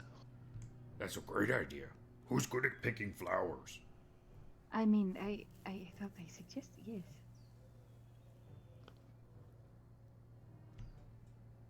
Right now, stealth is not my strong suit, but I'm happy to provide cover, as I mentioned. Who's got... Yas taught me very well how to be stealthy, so I'm quite good at it now. As you can see. I couldn't let you go first, mistress. That would just not be done. I'm actually pretty good. You did say you wanted the spell to be able to protect her. This is using it on her. It's the same thing. Yes, but I would go long before I would agree to send the mistress into that. I don't know. Is that how this works? Do you forbid her from doing things? I'm very good at this stuff. Well, it's not forbid, but I would certainly volunteer my services first. You know, but I think it should be Rian or I, because like I'm fast and she's quiet. No, I've been talking the entire time. I can hear you. Oh, thank you. But like she quiet, and I think I'm the fastest, besides Bree. Okay, out of character, I have a stealth of 5, and I don't know what the check is that's going to be required for the Moonblue bush. It'll probably be a nature check. Okay. Stealth is to 6. harvest it. Nature, I'm not very good at. Sleight of hand, I've got another +5. My stealth check was shit. This is what you're arguing. Rian, what's your nature check? +5. Oh, Rian's got this in the bag. Yep, this is all you, Rian. Who? Exactly. They won't even see her There was a coming. split second where we didn't get it. They won't even see her coming. And if they do, they'll Okay, forget Rian. as soon as she walks by. Now you're also very strong, so you could carry lots of these bushels on your back. Eo, what does it look like as you cast this spell on Rian for the first time? He walks up to her and says, I don't think this is going to hurt, but I've never tried it before, so... And he reaches out and just gently puts his hand on, like, I guess her calf, and he whispers some words, like, under his breath, and she just goes... She, like, fades out. And she shrivels up and dies because it was the most painful thing that she's ever experienced. Hey, Bree, last time you were here, how did these things, like, react? Like, could we cause some kind of distraction for her? Well, it was kind of a big mayhem. They were actually attacking the living that were residing in this place, so that I think they were attracted to the living. Oh, that's how Perhaps that a works. distraction might help, but they're being, if I understand correctly, they're being controlled. So it might not be as much of a we can distract a thrall, but if something is amiss, then their leader or their master might control them or compel them to do something. I don't know how much autonomy they have. I don't know, like, chase us down a mountain and then Rian could just go in and grab the stuff. Rachel, if you want to try and scale the mountain wall, go ahead and roll me an athletics check. Actually, I was going to ask, does anyone have any rope? Yeah. So that way. Okay, can you lower me down the mountain? We're going up. Down the mountain? Yeah, Oh, we're going up. This is up? Going Up. I will help you do both. I will help both. Bantu will also climb up mountain and help Rian up this side, and then lower her down on other side. Okay. So one thing to remember, guys, is that these are not the undead that moved north. These are the undead that will do the bidding of their master. So they will attack until you're dead. So be quiet. Right. So with that, Bantu and Rian set to climbing the wall of these ruins. As the two of you do so, scaling up to this height, you get a little bit of a vantage about one of the goings-ons. You can see what look to be skeletons in some of the towers here, actively on guard. What look to be a number of skeletons and larger skeletons. Some that look to have like a minotaur's skull atop their head, and they seem to be engaging with something. If you can roll me a perception check, each of you. 14. 14. Wait, no. Hold on. I never rolled. Odd. Oh, no. Rachel forgot Rian. 7. Rachel. Glad you got that out before your stealth roll. Yeah, no, yeah, mm-hmm. Bantu, you make out a couple of those large worm-like centipede kind of monstrosities down inside of that channel that seem to be almost shepherded there by these skeletons that seem to be just housing them in those kennels. Like kennels, almost, in that pit. Rian, look down there. This is where those bugs came from. Oh, that is nice. Oh, that's great. Okay. Yep. Mm-hmm. Not regretting this at all. Mm-hmm. No, this is bad. This means we can't just smash and grab. We probably have to do something about this if it's going to affect the rest of the forest. No,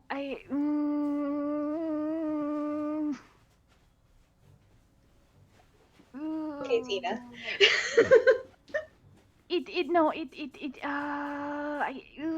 I think that we just need to grab the things and we can worry about it later. How do we figure out who's controlling them? Where do you think that person at? I honestly have no idea. Okay, well, while you're looking around and grabbing flowers, you should figure that out. Mm-hmm. What are those tokens, Ryan? They're awesome. No, there's 2 hidden tokens without names, and I don't like it. Oh yeah. And then there's all these possible gargoyle statues or It's something. fucking the scary, the creeping angels. What are they called? Weeping angels. Weeping angels from Doctor Who. Yeah, they're the creeping over there in angels. the corner. Creeping angels. Yeah, whatever. Don't turn your They're back over on there. I don't know. I don't You're know welcome I don't to know what's going on. approach to investigate to find out. All right, I'll lower you down. Be careful. Okay, yes. If you hear an owl or a seagull, that means that I'm in trouble. Okay.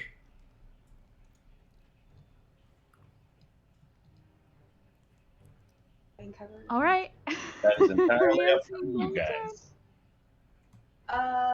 Can Shikari? So there's a mountain right in front of us. There's no way. Yeah. So as your friends are scaling the mountain, what would the lower half like to do? Starting with Shikari. I think Bantu was onto something. Maybe we can make a distraction, but if we make a distraction, then we're going to alert everyone to our position, and they're all going to come for us. If we couldn't just find a place to hide and still be, if we couldn't find a place to hide and maybe still be able to provide cover, I still think we They're can on the be other side of the stealthy. mountain. We can't see them. Well, but perhaps we should be climbing up after them and taking cover along the ridgeline. I would like to cast mage armor on myself. Scandalous. I'm also casting Mage Armor myself.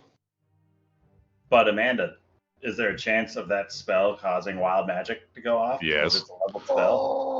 Oh, there is. Oh, nuke us, and Bantu comes back down the hill, and we're all dead. Oh, sorry. Let's get some fireworks. Hunting trees by I roll like shit. Like 15, 20, 25 feet. Not tall enough to see over the mountain. There. Like this If tree you're in looking for particular. one, I'm going to say this one here. This is like a 40-foot tree, tall enough to maybe get a glimpse over that mountain wall. I'm going to climb it and I'm going to stay hidden if I can, or is my stealth check for the whole battle?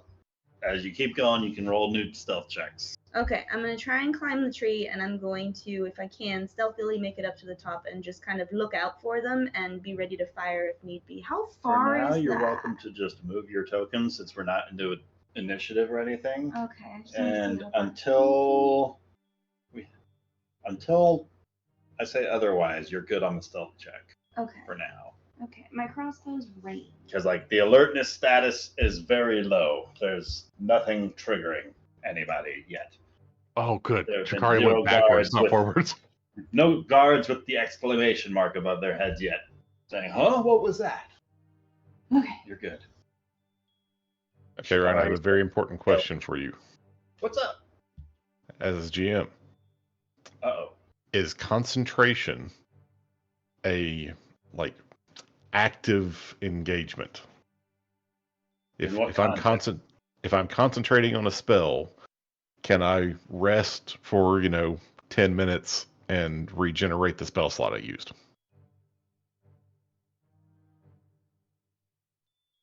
How long does the spell last? I think concentrating, An hour. you can't rest while concentrating. I think Yeah. it requires more mental power than. That's what I was asking. That's just me though. I think it's like you have to really focus to keep that thing going. You gotta relax for it to be a rest. Don't concentrate too much. I don't think this is going to take 10 minutes anyway, but just in case. Okay. I don't know. But Maybe. yeah, the invisibility is a concentration spell, so. Ah, I gotcha.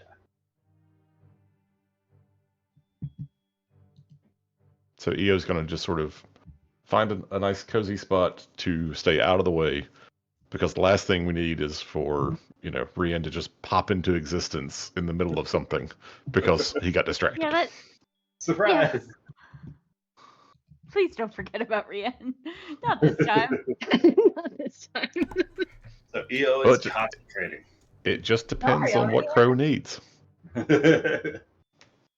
Monty or EO, I'm thirsty. Can you come help me? I'm kidding. Tea?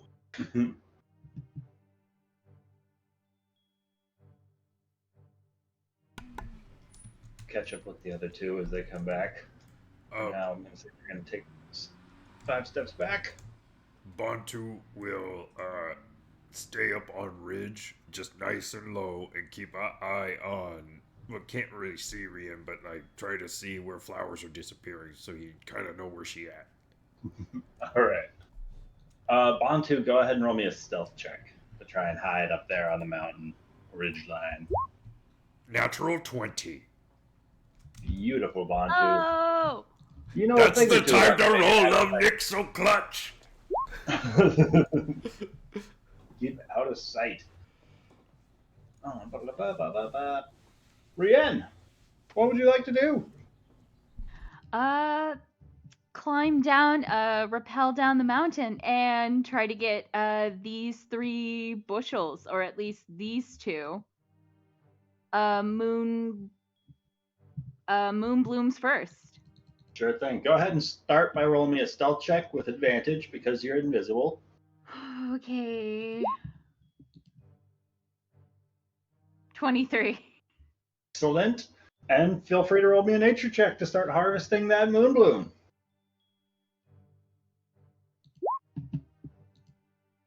16. Wonderful. It takes you about 10 minutes to start to harvest that bushel of moon bloom. Wait, just this bushel? Just that bushel. Oh, cool. It's a full bush of plants. And it takes some time to pull apart the flowers.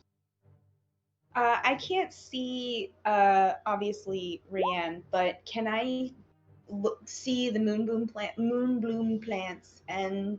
Roll me a perception check on this one, because maybe not. Rianne, roll me another nature check. The 21. 21, you do see that bush, like maybe you didn't notice it as it was happening, but that bush is shy of its lilies, and then you see one of them get snipped off and then just vanish. To anyone of the party who can see me, but obviously invisible to anyone who is not my friend, I want to try and signal down to everyone that one bushel has been gathered. As you see the bushel next to it start to get snipped off. And I'll take it up to 2.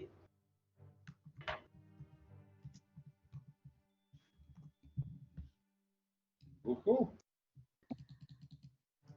Rianne, another 10 minutes go by as you harvest another bushel of lilies. And we already established that she's not allowed to return until she has 12 bushels, right? You 12? just threatened her with her life. Okay. All right. Where to next? Well, there are 3. She'll go to this one right here. Right here. You can do it. She continues along and starts harvesting. It's been another 10 minutes and a nature check.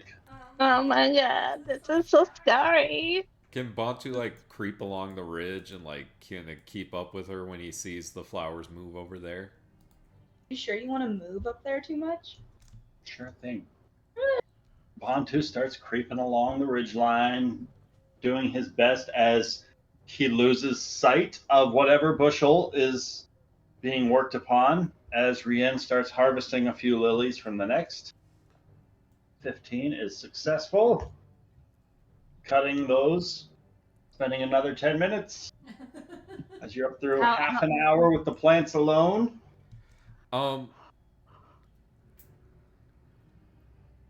Can Bantu do a knowledge arcana check to know how long invisibility lasts since it's on the bard spell list? Sure. 5.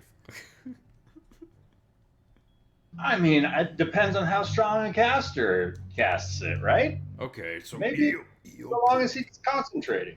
Eo pretty strong. I don't know. This might last a while. Okay. There's something about 10 minutes. Yeah, it only lasts like 10 minutes per level, right? I mean, last edition it lasted for an hour. I don't know how long it lasts now. Oh no. Oh, we're actually playing Pathfinder. It's now tied to your character level, so. So oh no. 40 minutes? Oh no. Has she become visible? Are we all fucked? You don't see her yet. I mean, Rianne's. Can Rianne climb this?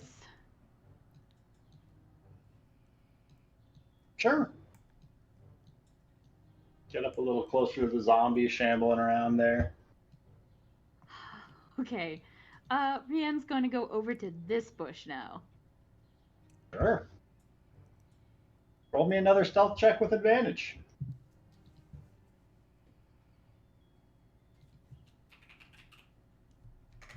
Okay. Oh, with advantage. With advantage. 21. All right. Yeah, what's the worst that could happen, right? Invisibility lasts forever. You continue along. There's another moonbloom bush. Just as easy as the last, right? Another Yeah. nature check. Why are you jinxing? Why 15. are you- 15.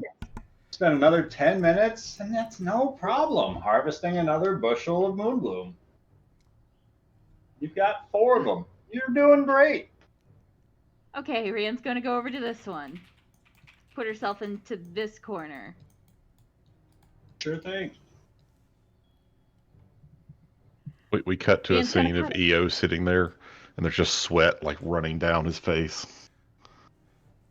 You know, like it took them a little while to climb the side of that mountain, and it's running on the further end of this spell. It's fairly new, and this might be the longest you've had to concentrate on it continuously. As Rian continues her way around towards another bush, give me another nature check. Nice. Would Crow looking at EO see that he's visibly like sweating? He's definitely like straining a little bit, concentrating on this. EO, do you need like some water? Do you need a handkerchief to? And she's gonna like kind of tap away some of the sweat off his brow. Are you okay? Do you think she's almost done? It's I don't know. Maybe getting it's a lovely hard to stroll. maintain. 50 minutes have gone by. 5-0. You know, not sure, but I'll go check. I'll go check. And Crow's gonna crawl up to Bantu as slowly and as super stealthy like as she can. Oh, Crow, roll me an athletics check. I've still been No. signaling each time I see a bush get, yeah. Each So time. everybody knows how many has been collected. So everybody 13 knows for 5 athletics. bushels have been gathered. 13 athletics, no problem scaling that mountain.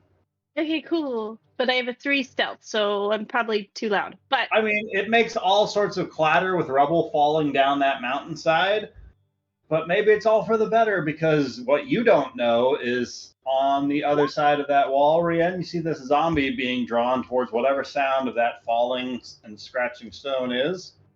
But also, Rian, likewise, so do some of these guys back here. Bantu! Bantu!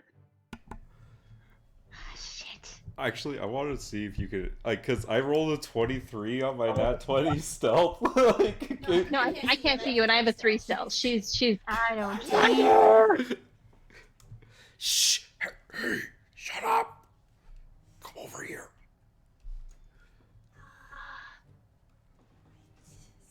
I can't see. Shh! Over here in the shadows of the rocks. Hi. Eo's done. Shh! Done. Can't do it anymore. Oh, he might not be as strong as I thought he was. What does that mean? He's very strong. Never mind. That's not good. There are like 4 zombies around her. I think How do you see her? She's invisible. because that's the last bush that moved. It's probably just the wind. No, they disappear.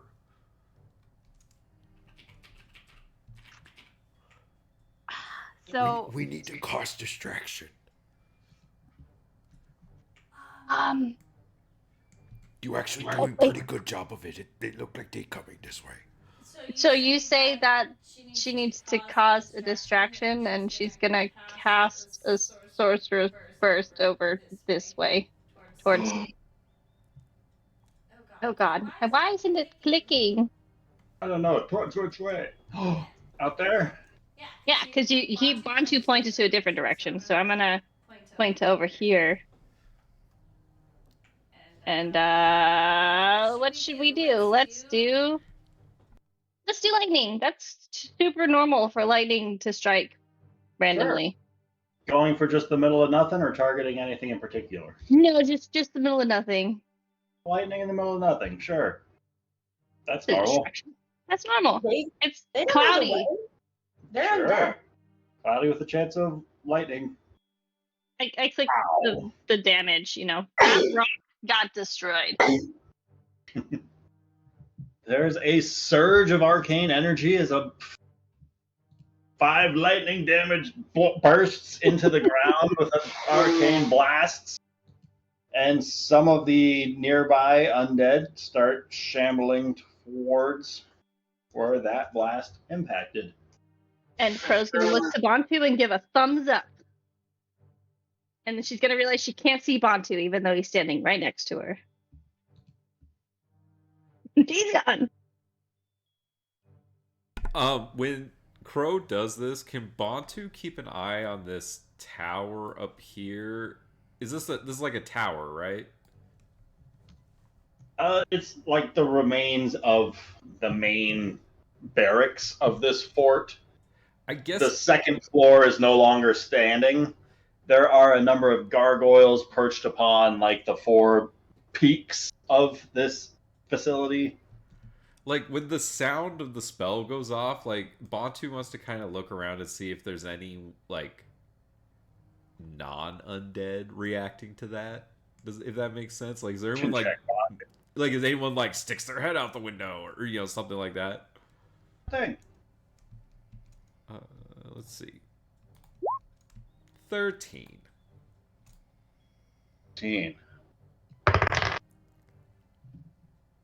Nothing that you notice. No. Okay, good distraction. Like some of the God, undead you scared to me. move around. Some of the larger Minotaur skeletons like turn their head towards the sound of that bolt, but they seem to be very preoccupied handling these carrion crawlers. Crow, somebody has to be in charge here. We gotta figure it out. This is where the bug came from. This is where the pugs. There's dogs here. Bugs. Bugs. Oh, I thought you said pugs. I'm sorry. No, look over there. It's like the big bugs that attacked us last night. This where Oh God, I really don't do bugs. I don't. I'm gonna stay over here. No, you don't get it. Look, these undead, they're not moving north. That means somebody controlling them. That means we just have to figure out who that is. Crow, roll me a perception check. 14.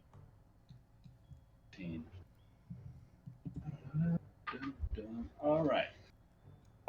Yeah, you surveyed the area below you, and there are a number of undead all around the place, and you don't see any lilies getting scooped off of bushes. You don't see Rien. You know Io is struggling, and it's got to be close to being up. With how long it took for them to climb the mountain, with how long it's already taken for them to harvest these bushels, there's no time. Okay, here's what we're gonna do. We run. I like that plan. That's a really good plan. No, it is a good plan. Bantu gonna go over to this wall right here and drop the rope down the wall. You're going the wrong way. And, Bantu gonna make sound like owl.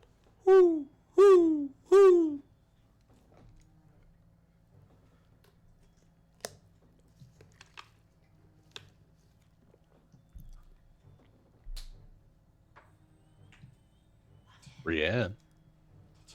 Oh no. You're not a bird. I Wrong want to bird? get one more bushel. Yeah. She was hoping for seagull. Fuck. Crow. Crow. What does a seagull sound like?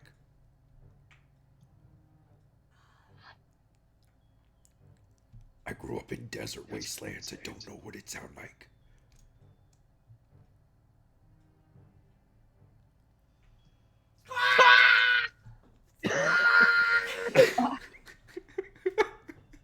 So I assume this crow making a bird sound. Very loud bird I think that was sound. Crow just alerting the Oh my whole God, camp. I love it. What? Rand was about to scale down I was not this wall. prepared for Amanda screaming. No. That was like a goat seagull. You gotta do it at least 2 more times.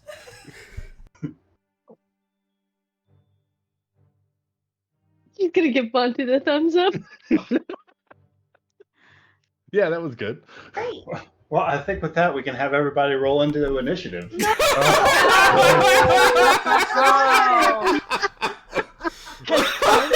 Oh, dude! Why is it always you? Because everybody not privy to the plan hears this large Yeah. shout of a bird going off from up over the mountain. Oh my God. 10. Cool. Great. I'm dying. How do I add myself onto this? Oh, yeah, there we go. I got you. 10. Good one. No. What'd you get? 17. That's great. Yeah, I don't want to go first. You don't. Nick gets to go first. I did roll Rianne, natural you do 20. have the ability to swap scores with someone willing if you want.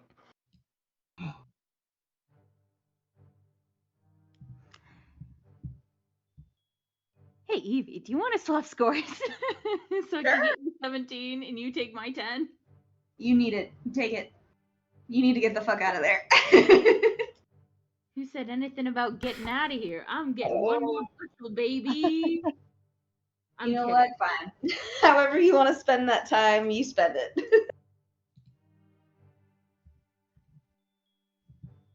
All right, we got it. Yeah, that's precisely what it was, Nick. It wasn't So wait, Rianne, what was your initiative? 10. 10. 10? Okay, I'm 10. I was unprepared for how funny that was. It was really fun. I was not expecting it.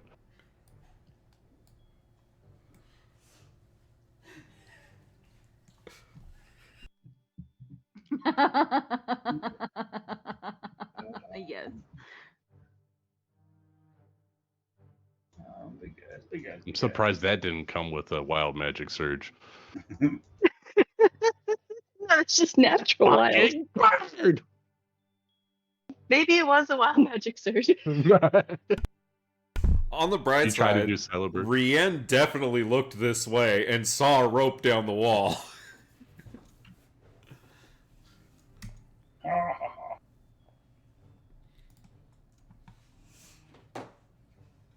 Now all the skeletons who are looking for a bird will see it too. I love the interpretation in Eo's journal. Bontu asks Crow to make a seagull sound, and Crow perfectly mimics a seagull, but the rest of the group was not expecting that and jumped up to respond. The perfect sequel. The Does perfect that sequel. sound break Eo's concentration? That's what I want to know. Wouldn't that be hilarious? He hears Crow in danger. He's clearly dying. It's funny how Crow doesn't That's sound her like a danger crow. sound. So first things first, Bontu, you hear this squawking going off, and you see a number of the undead that turn their attention towards the sound of that lightning bolt, turn up towards the sound of that squawking, right over where you were at. Oh no. And it's hard to tell precisely where a skeleton with no eyes is looking, but they are definitely looking in your direction. Oh boy. Okay. Bontu is going to And I still can't see Rien, right? Okay, that's right. So I can't inspire. No sign of her. I want to inspire Rien, and I can't. We're all gonna die. We're all gonna die. Can We're all maybe going to we live. retcon and give Rien the 22 and give me the 10, and Shikari can keep her 17?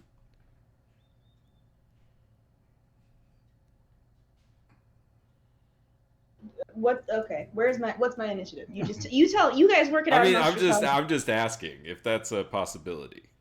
Because it occurs to me that if Rien goes first, that's probably the best. But we already started, so nope. We already know that it wasn't any bad guys going before me, so we can't do that. Never mind. All right, I'm gonna make decisions. Yep. You could hold an action and then wait for someone to kind of tug on the rope, and you just yank it. True. I mean that is what I'm gonna do. So if Bantu feels Rien start climbing the rope, he's gonna use athletics and just start pulling it up too to help with that whole situation. And I wish I could inspire you, but I can't hold a bonus action to do that. So that's the end of Bantu, or hold action. I mean, I feel inspired. Aw. Crow's Call was inspiring.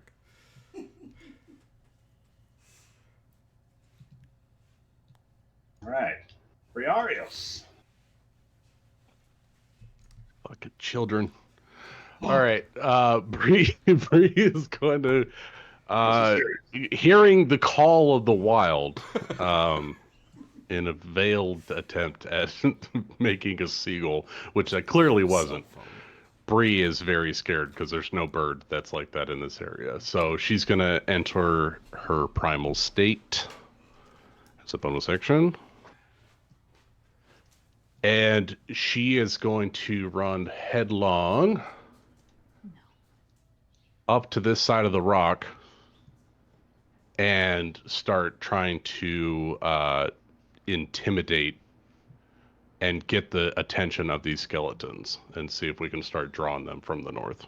Briarios, as you get closer and start to circle around, you notice there's a bit more detail to that stone. Ah, fuck. Circle around. As you come around the side, it looks as though those large arched feathered wings encircle the other side, where some individual seems to be weeping into the palms of their hand. Oh. As you circle around beside them, you get that glimpse of this first skeleton that seems to be just aimlessly shuffling around in its works. From the tower overhead, about 15 up, there looks to be a skeleton who has a bow raised up and an arrow drawn, notched, and pointed towards the sound of that lightning bolt back in the purple circle area. If we win this fight, we deserve a free TARDIS. Bree is gonna hit this statue and just try to make noise. So she's gonna get up to it and scream really loud, just like, ah! And she's gonna two-handed this statue just to try to make a noise. Big bang. Roll me an intimidation check. I can do that. All right, this will be a primal intimidation. 21. 21 is pretty excellent. All right.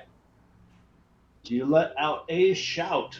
A number of the minotaurs opposite seem to focus their attention from what's down in that trough before them, and they turn their heads over their shoulders, and as they do so, a number of these large centipede-like things just bounce up and spindle over a number of the skeletons that are there.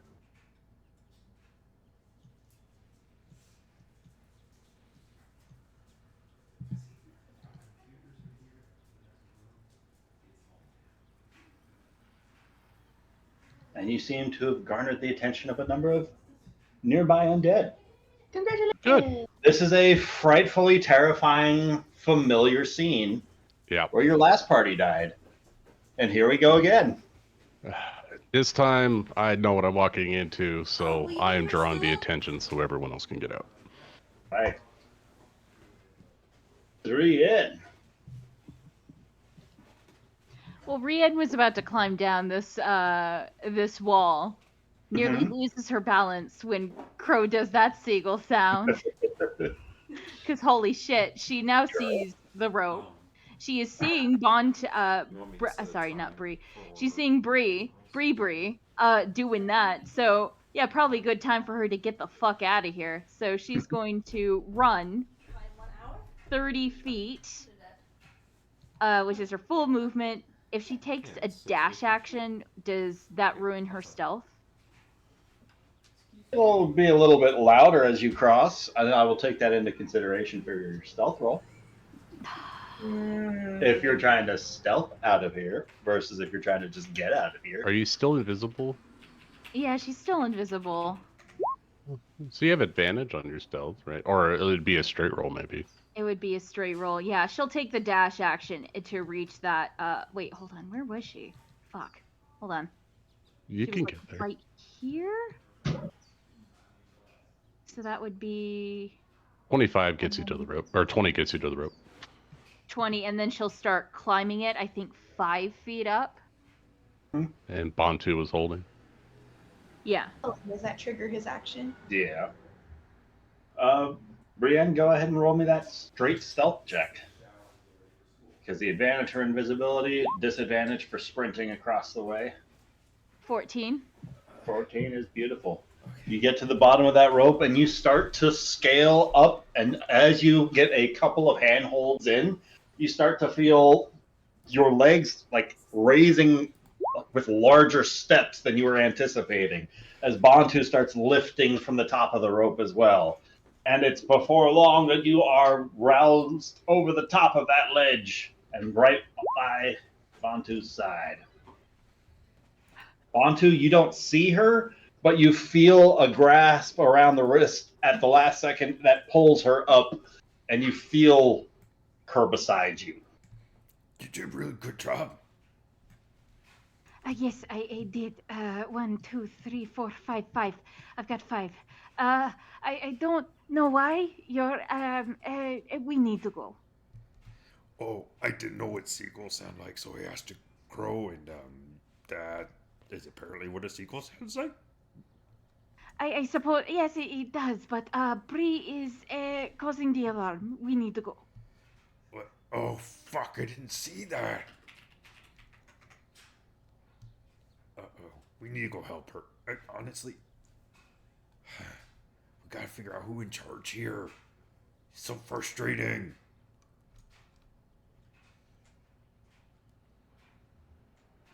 That's the end of Rian's turn. Right. At the end of Brienne's turn, some skeletons are gonna start making their way forward.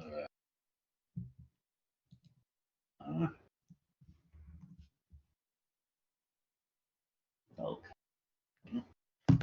This one is going to close the distance to Briarios. This one is going to get. Hey, you can get within distance too. This guy up on the tower is going to take a shot. Dun, dun, dun, dun, dun, dun. 10 feet to 30 feet to 40. He's going to dash out. He's going to move to there. I don't think he has a shot now. Lightning is going to get over here. Check this spot out. That's all of them. Cool. Those 3 are taking shots at you. Couple of skeletal short swords going towards Bree. Both rolling 23s to hit. For 7 piercing on the first. If you're raging, that is half to 3. Minimum 3 or 4 damage on the second, half to 2. And You're the probably going to skeleton... note those down. I think Bree's AFK. No! Okay. 3 plus 2. And Skeleton Archer is going to miss.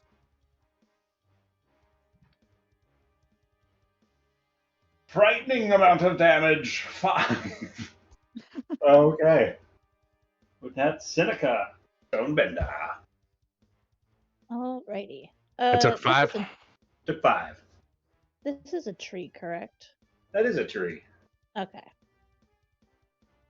So she is gonna follow after Bree. Let's see, 15, 20, 25, 30. And I believe that puts me inside of these undead bastards. Definitely. Okay, she's going to Eldritch Blast this one. Alright. Eldritch Blast. 13's gonna hit. Yay. For 1 force damage. Blast number 1. Yay! You wouldn't happen to have a repelling blast, would you? Wait, hold on, let me see What something. what's your evocations look like?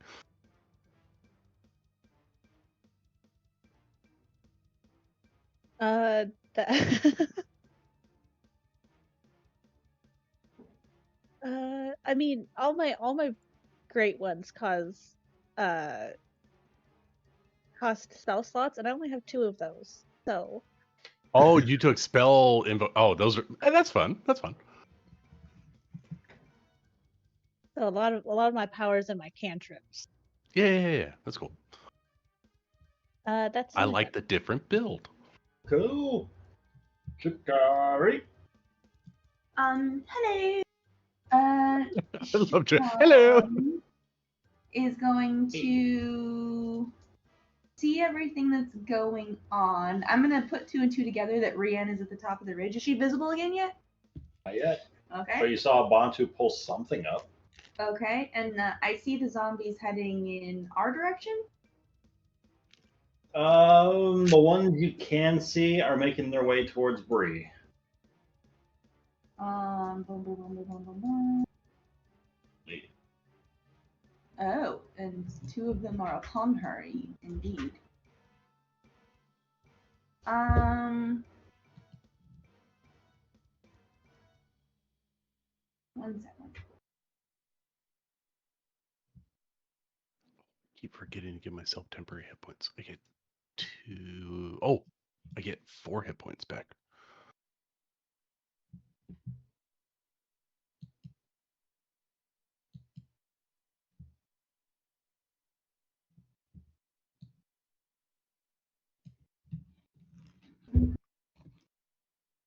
Man.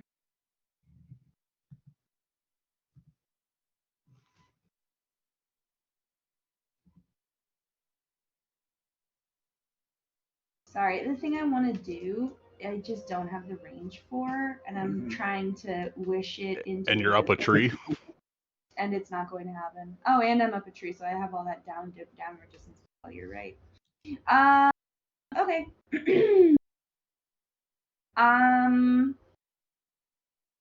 I'm going to kind of signal to Eobendra and Lily, if they haven't figured it out already, that like everyone's back up at the top.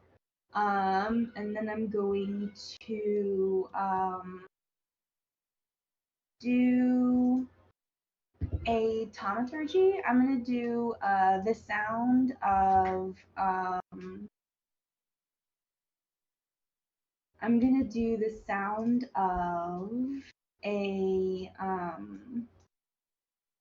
The seagull. no. I almost said it too. Mine. I'm gonna thunder 30 feet behind me. Behind you where? So it's gonna be 30 feet behind me. Right where Eo's standing. No, it's like right here at the edge of what I can see. All right. Oh yeah, edge of the map. Wonderful. Oh man, we're gonna fuck up these undead with noises from all over the place. If it's just a cacophony, maybe they'll be confused enough to stand still. More sounds. Eobendra, Okay. So Io was like sitting there back against the rock wall, just trying to concentrate. Having all this commotion, he stands up. I'm gonna say he set the stuff down to to just rest. Wow. And Lazy bones. I Always know. snacking, that you. Can I see all the way up to whatever that creature is? That looks to be a statue. Okay. Can I You can see see the one that? next to it. Because it is half your I movement to think stand up, right? 5 feet to your left, you can see the other guys. I can only move 15 feet, so.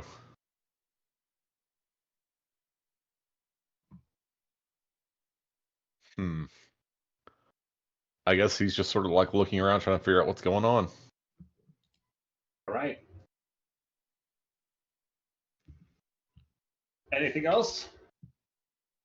Nope. And the Minotaurs are going to restrain Karen. Crow!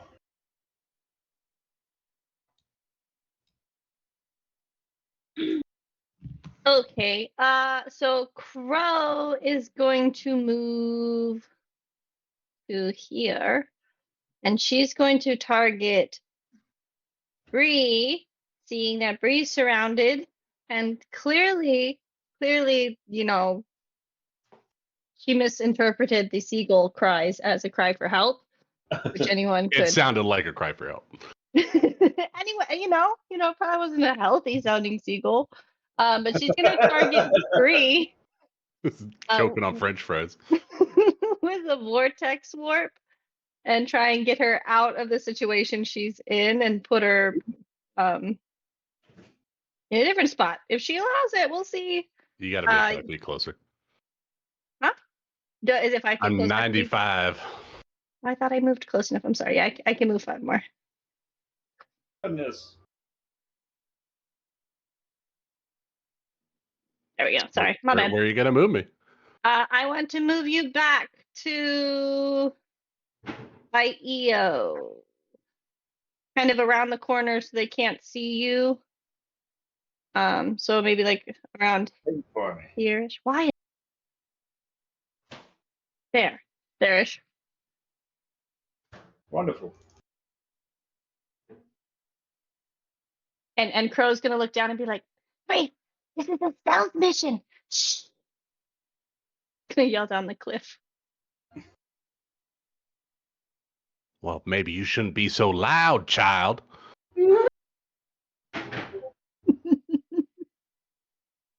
I'm down to help me. That's what Crow's gonna do. Cool.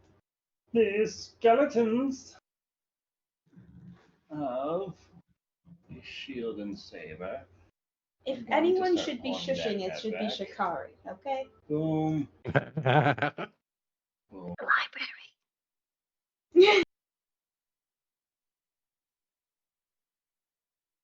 And there. This one's going down towards the shouting. Oh, we'll move it down to there. Cool. Cool. I think that's all of them, and it is zombies. No. Goodness, why do I have to roll them next to each other? Well, we all know zombies can't climb rope. That's like canon. Science. Well, the rope followed you that's up, so. Science. Follow Yeah. it Oh, yeah, that's right. Yeah, zombies can't climb. It's science. They pile on top of each other until they spill over like a bunch of Oh ants. no! Okay. No. World War that's Z style.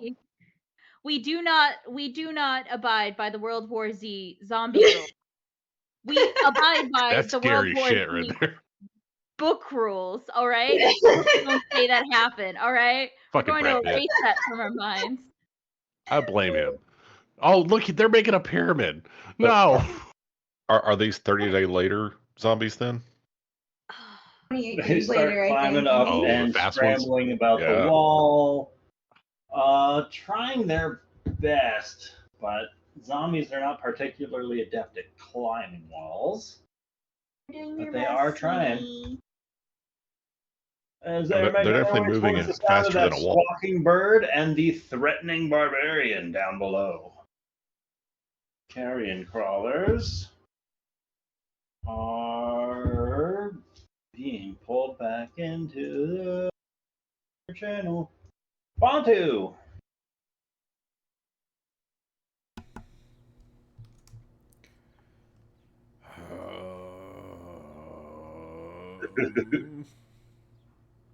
You don't say. Underwave? Better ways. Let's go with more noises. It seems to be working.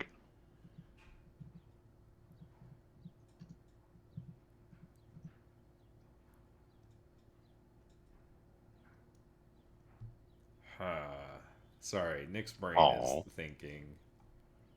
Yeah, this is a tactical nightmare. You're staring down an invisible man, invisible woman, invisible Rien, invisible. Wait, She was who never there to begin with. How do we know? Who did you pull up again? Who's there? She wasn't It's there. all been a dream. None of this is real. Wait, are you about to lower someone down? What's going on here? Where Why did is those she with lilies go? Yas? Are I they just want to know where high-fiving Nick's back at brain camp? gets off thinking. It's not allowed to do that. Actually, you forgot me.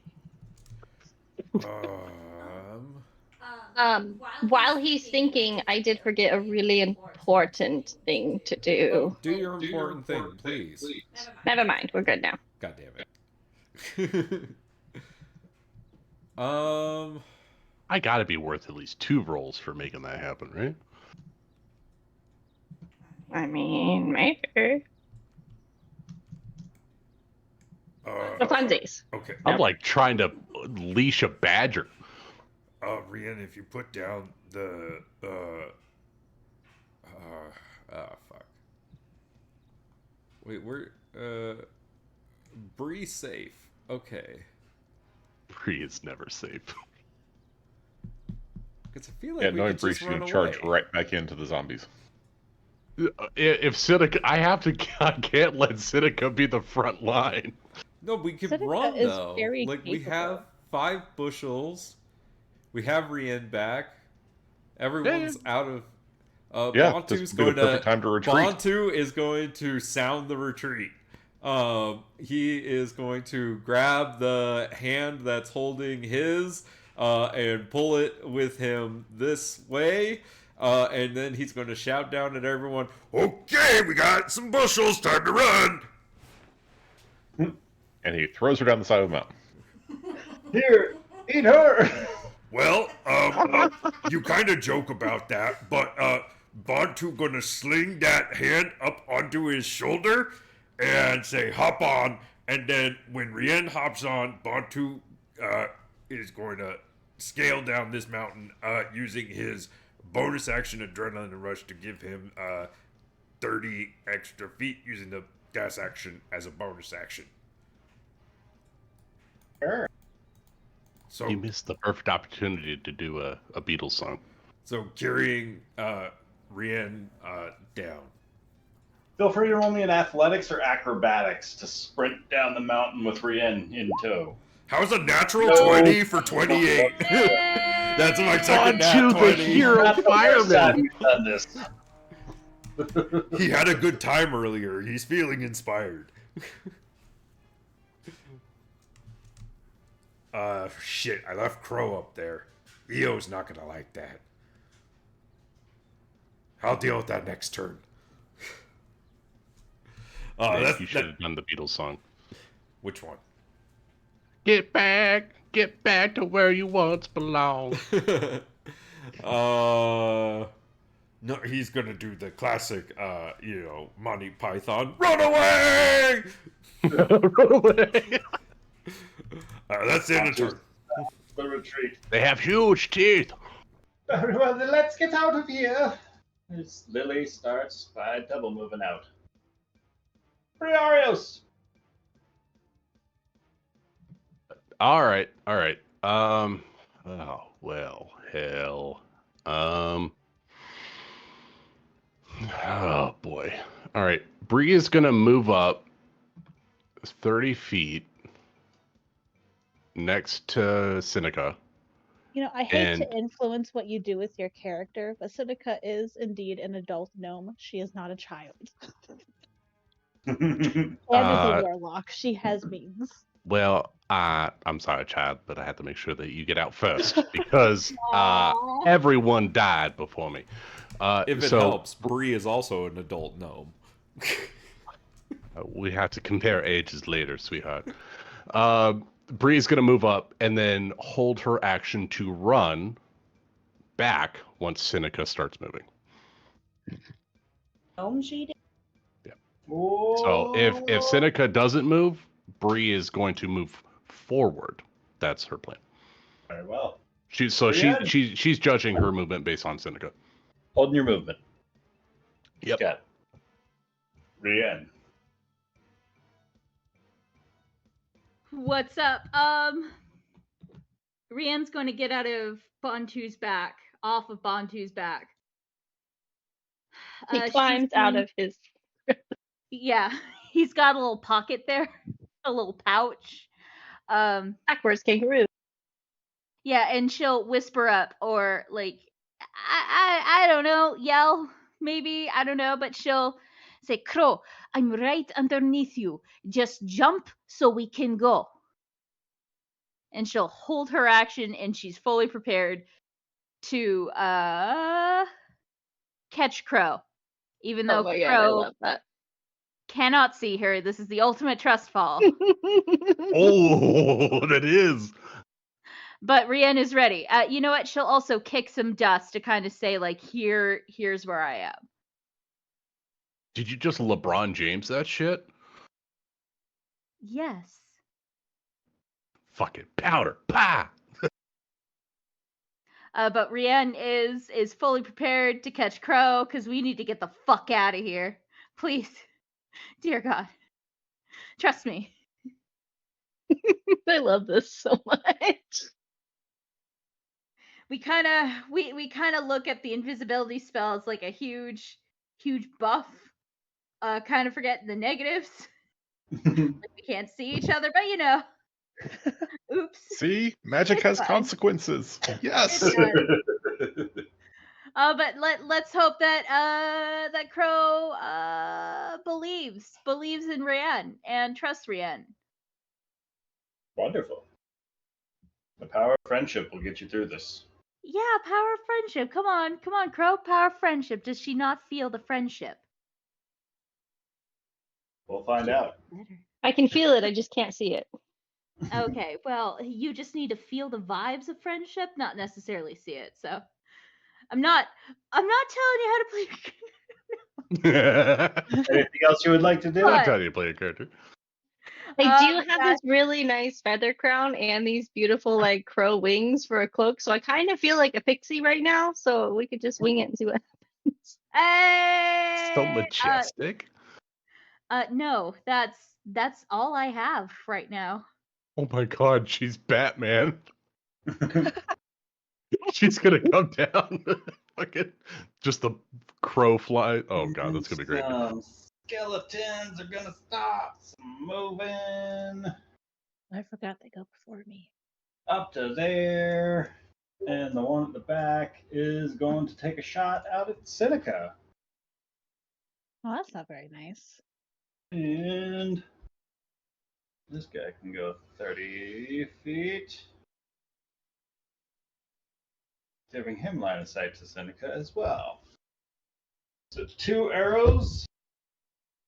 That's going to be a 23 and a total of 9. No. That's very rude. So 23 hits, I assume. 23 for 9 damage? Is No, that a what 23 to you're- hit, a 9 to Yeah. hit, now a 7 to hit, and an 8 to hit. Oh, Only the 23 hits. Only the 23 hits! They're doing You their gotta best. have some kind of cover, right? Because you're That's so gonna be short. 9 points of piercing damage. How did I predict it? 9.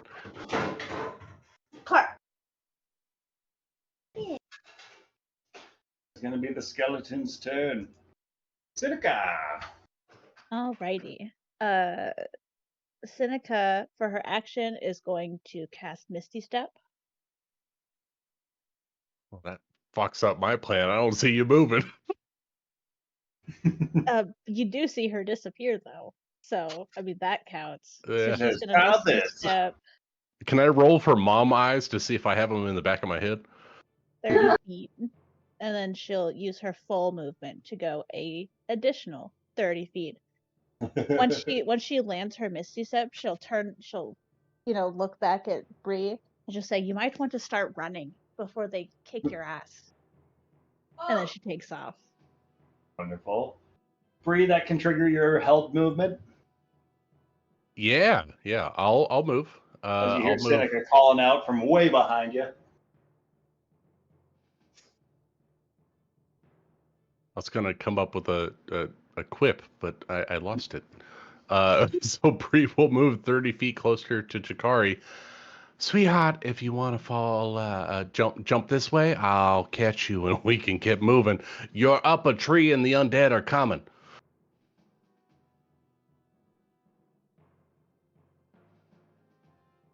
Wonderful. With that, Shikari is up. I will spend my movement getting down the tree and joining everyone and getting ready to flee. 15 feet movement climbing down.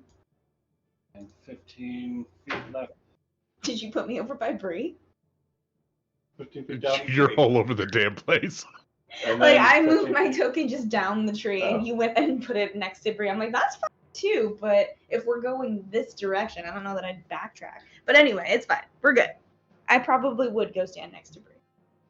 Assuming you climb down the trunk of the tree, you could jump out 5 feet from the trunk of the tree. I have my acorn helmet. It's true. Yep, safety first. Oh, yeah. Safety first. Land on your head. That's important. Exactly. No, I think I'll just go ahead and climb down. And yeah, I'll be with the party while we're all running out. Cool. And I'm going to hold my action in case I see anyone get attacked by something, and then I will crossbow it. Nice. Yobendra. I'm going to delay until I see what happens with Crow.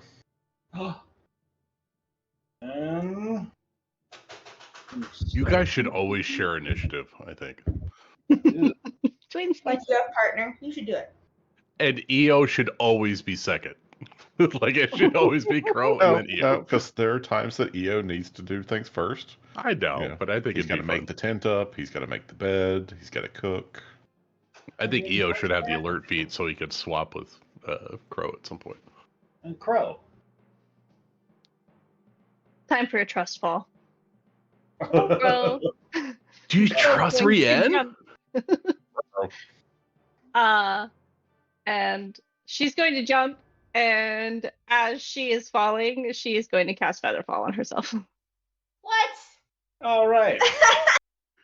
Roll for that wild magic surge. I hope this doesn't backfire. But it's okay, because Rian doesn't know she's casting Featherfall on herself, so it's just a solid trust fall.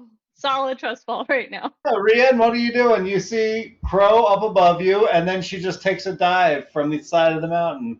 She has first. her, You're her still arms invisible. wide open. You know, she just like dove off the mountain, arms open, ready, looking straight down, and then I'd you like to realize imagine she's not looking in at your this square. moment, that square then starts to fill with Rienne as the invisibility spell starts to wear out. I like it. Well, are you asking what Rienne's doing as she's yeah, okay. As I'm plummeting to your death. Y'all remember that vine, right? That trust paralyzing fall one? vine? No, it's this one. Anyway, that's what Rienne does. Come on. You want to be noticed, right?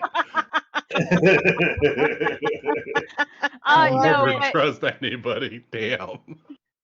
no, but Rienne is fully prepared to catch Crow. Fully prepared, or you do catch Crow? She Ooh, does that's a good catch question. Crow. Because the dice are going to That's show. true. Life is paved with good intentions. Let's see what actually happens. All right. So she drops down, and from the other side of the wall, you hear more scratching from zombies that seem to be ever more frustrated. They might dig through the whole mountain. We could have a problem Okay. here.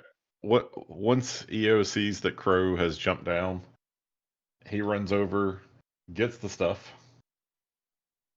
and then he casts Expeditious Retreat on himself.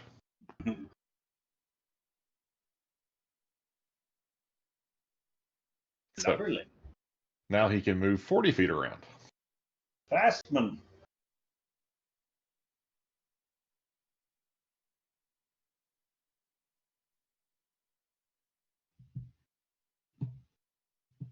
Whoa. That was a lot of movement. He has a lot of stuff to carry. We gotta get him a I don't know, fucking Segway or something. I mean, I could learn No Tensor folding? Floating Disc, but then it just like hangs out behind me by like 500 feet. Think how much trouble that would cause right now. Yeah. I think we need to Frustrated get sounds of skeletal minotaurs trying to herd these carrion crawlers back into their space can be heard just over the hill as a couple of skeletons start to shamble back up towards the Twilight Dell. The party starts to make their escape back down the mountain.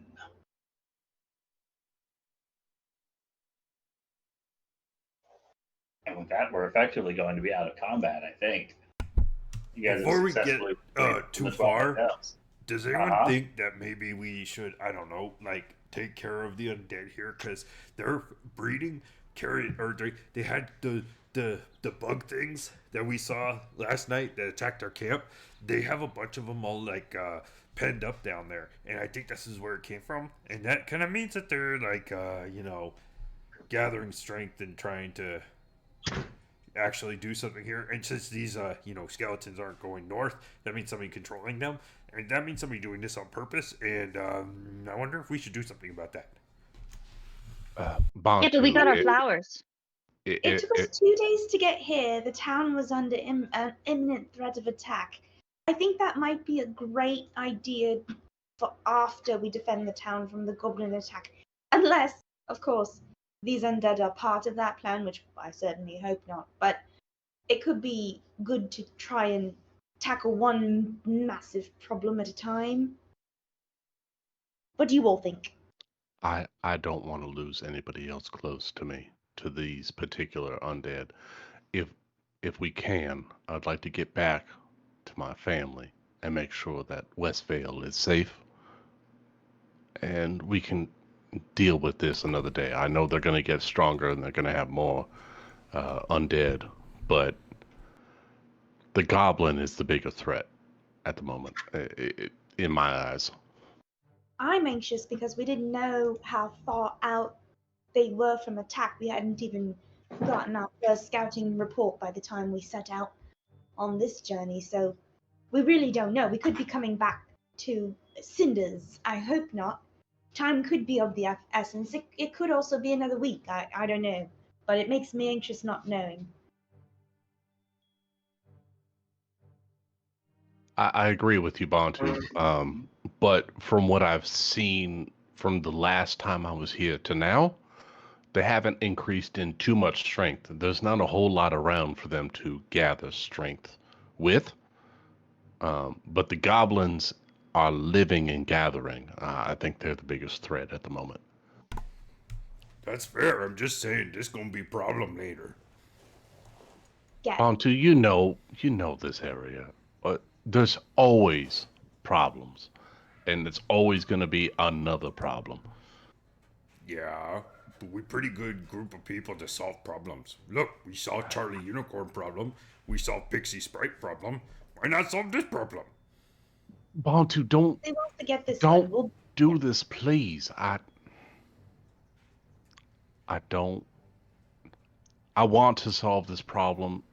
I've lost so many people I cared about to this particular problem. I don't want to lose anymore. And Bantu, that's fair. I think it's important to remember that while, yes, we may be capable of solving these problems, it's important we solve them one at a time. And I agree that right now the number one problem we need to solve is the goblins. Okay. This can be the next one. Hey, I just thought I'd throw it out there, but if everyone thinks going back to town is what's best, then let's do that. That's what's best. I tell you what, Bantu. These undead gotta go through the general's forest to get to us anyways. They had to go through Charlie, and he's quite powerful. Also, as soon as the goblins are dealt with and they move north with the rest of the undead horde, I plan on coming back here and clearing this place out. That's first priority for me. Okay. Yeah, this isn't over, but let's crack on. Yes. Yes. Lead the way. Back to the pixie sprites. Who's cracking beers? I want one too. It was a Diet Coke. Oh, with a little rum? No. No. Damn. But I will take a hit from my pen just for you. I appreciate that. As Let's get the fuck out of here and get back to town. Takes I a got a long family draw on his hash pipe and he says, "War! Huh! What is it good for? Absolutely nothing. Except saving your family." Is 5 of the bushels enough? And Rian's gonna open up. I think that's 5 potions, right, Lily? Significantly better than what we had before, for certain. I was just going to question what your intents were. If you would like 1 greater healing potion and 2 common healing potions, or all 5 of the bushels to be made into common healing potions. I mean, the more, the better, right? Common, and if someone is uncommonly hurt, we can give them 2. Then get the most out of it. What do you think? It's entirely up to you. You all risk your lives for this, and so I think it best distributed however you see fit. If we make 5, then that gives 5 chances to possibly save someone from dying. If we make 2, there's only 2 chances. Technically 3. I heard that. Technically 3. I'm with Bond too. I think that the chance to get someone up and out of the fray and let someone that has the healing ability to recuperate a fighter and then get them back on the front line is probably the best use of our resources.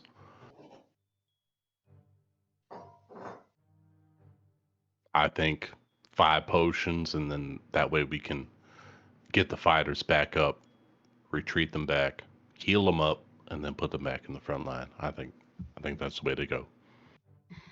I believe that is a good thing. I vote for the 5 potions. 5 potions is better than 3.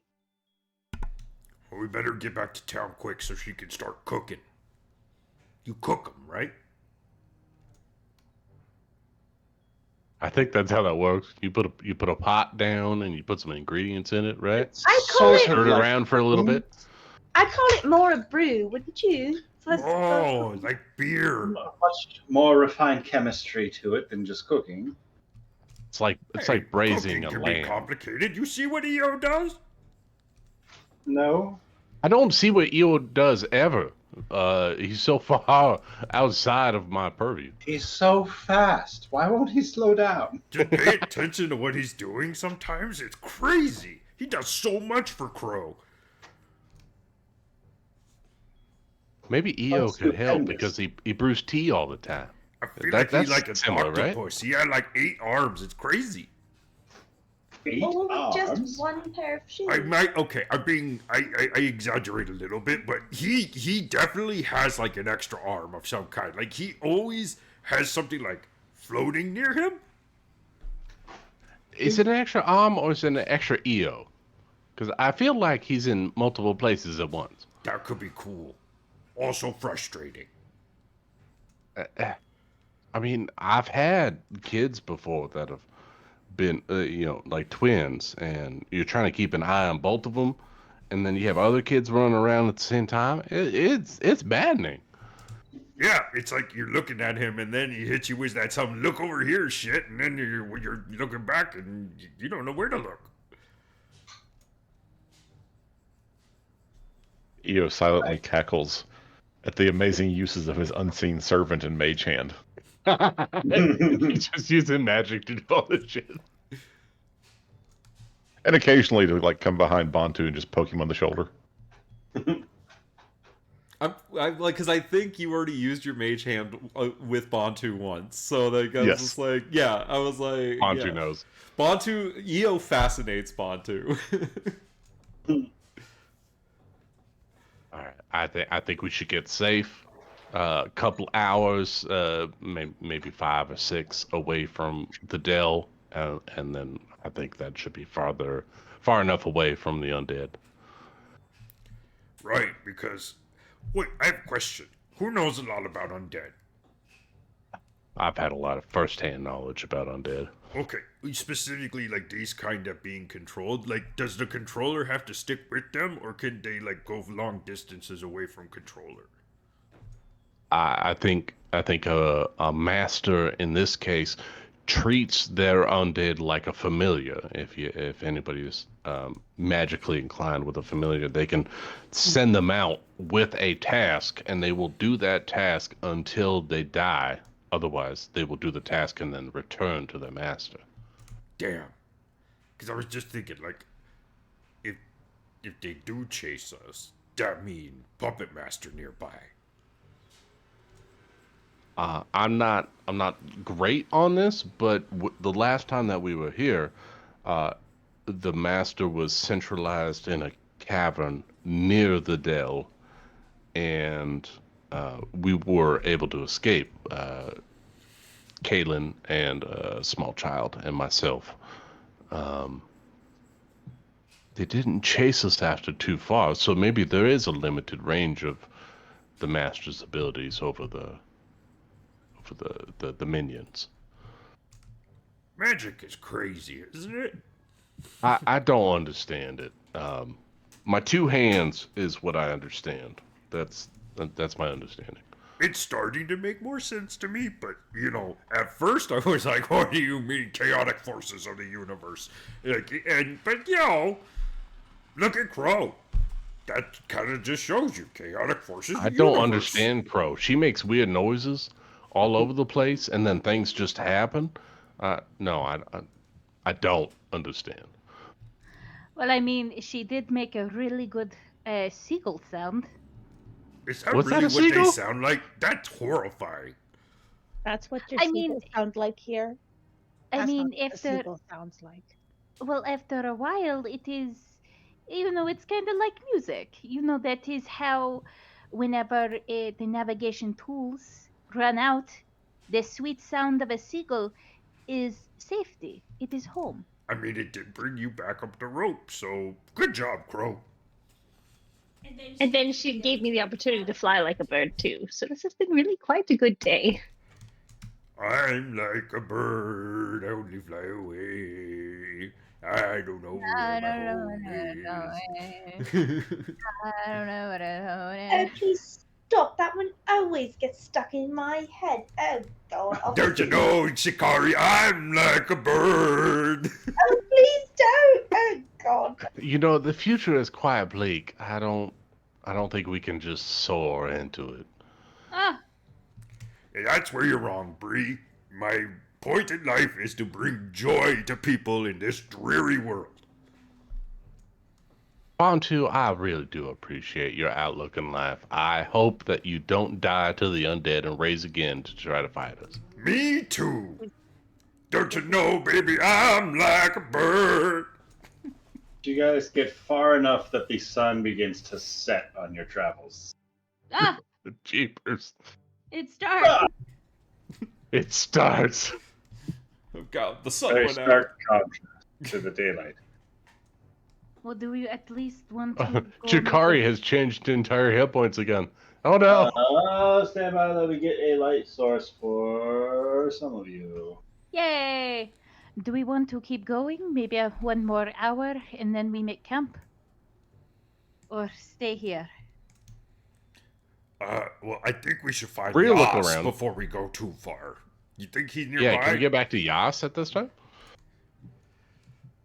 Maybe Yas has got that Nat 20 camping situation. Sure. Go ahead and roll me a perception check as you guys search around the area. I got an 18 for me.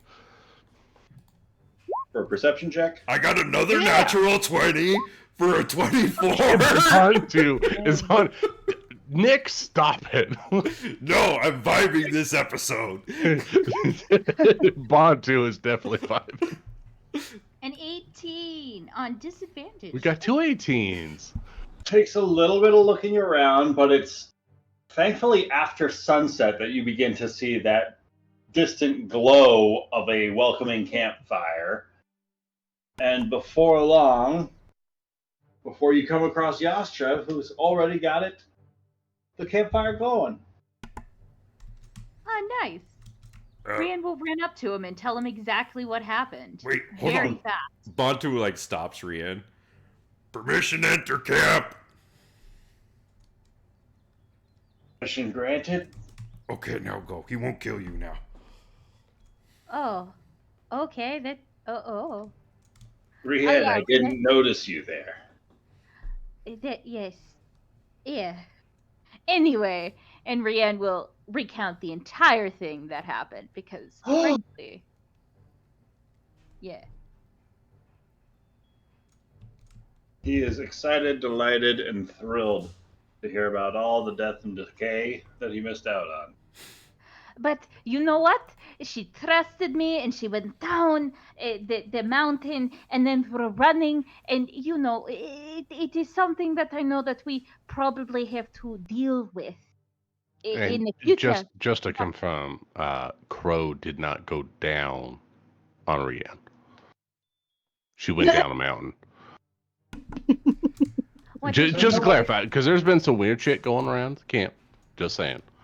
There was Nobody undead died. in a mountain, and it was all platonic. I'm just glad nobody suffered any sort of fatal wounds.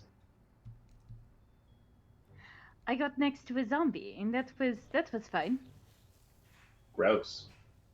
It indeed it was. But we did it.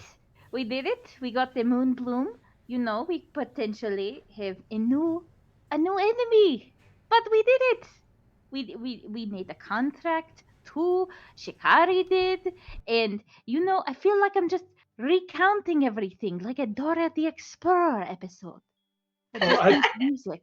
I wouldn't want to bother everyone with the specifics of it, but I can get to work on starting those potions. I should have all 5 of them ready by the time that we return to Westvale. Really? You could do it just like while we walking? I mean, while we're camped out each night, I think. Oh, okay. I think we have, 2 nights before we get back to town? Might be a bit exhausting for me, but since I'm not as useful as the rest of you in a fight. Lily, you're very useful, and everything that you can do is very beneficial. Roll a deception check. Can I have an advantage because I'm a mom? Not her mom. Not her. I'm everyone's mom. All right. With a -1, an 11. Right. Yeah. More useful after the fact, I think. But you're still useful. I'm not saying I'm worthless. I'm saying you're worthful. Is that did you? I'm sorry. Is that what you heard me saying? I thought you were talking down on yourself. In a very different aspect. Do you think I'm worthless? No, I think you're right. Your skills are best devoted to potion making, as that's your key strength. So I was one time called useless. let's focus on that. It is something that you get used to. Right then. So who among you should I talk to about gathering the moon bloom? Who has them? Oh, Rian. Yeah, Rian has all the components. Yes, Brian, I would do. you mind handing me those enormous bushels that you're carrying? And I'd be Invisible happy to bushels? assist in any way. I've got some skill in this area, so if you need some assistance, I'd be happy to lend a hand. Start boiling them down. You do a bit of a concentrate. Yeah, I would like to imagine Rian, after the second bush, her backpack got full, so she just started stuffing them in any pocket, in any place where she can. Good thing there wasn't an acid vial in that bosom.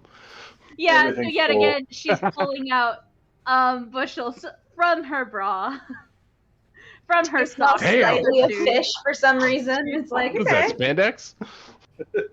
Yeah, so she drops a fish. Oh, sorry. You know, I couldn't help myself. Of course. She's all about that bass. It's true. Anyway, This she'll kind of like she'll throw. almost rancid smell starts to brew through the mixture as she's continuing around. Like it starts to smell a little bit kind of fishier than most healing potions you recall. And this sort of rotten fish scent starts to boil about the campsite. Oh no. I think I can add something. Can I do like a check or something for something that can be added to the pot to make it smell a little better? Can't thaumaturgy do that? Oh, I think thaumaturgy, prestidigitation. I think a lot of those. One of them, prestidigitation or. I think thaumaturgy. You're throwing a fish, Rachel. Fire. No, but Eo's making dinner or something. You throw a fish at him. No, but he'll catch it. Thaumaturgy? It doesn't do I'll smells. say we could say it does a small sensory effect. Sure, I'm Fun gonna little mask it. floss. Cool. Shikari masks poor the Eo. scent that is starting to waft over the party, saving everybody from losing their minds. And I'm gonna lean over to God, what is her name? Lily. Lily. Hey, that won't affect the quality of the potion, will it? I think it's going to make everyone a bit easier to deal with this evening. You have my thanks. I wasn't quite expecting the additional scented ingredients. Fish oil doesn't alter the core effects of the potion, though, right? It's going to. I've honestly never brewed the moonflower with fish oil of this sort. To be frank, I've never been quite close enough to get fish involved with my moon lilies. I guess we're about to find out. Can't have enough of that good cholesterol. I mean, I sure hope it doesn't hurt. What's the worst that could happen, right? Well, we end up drinking a fishy, foul potion for no reason.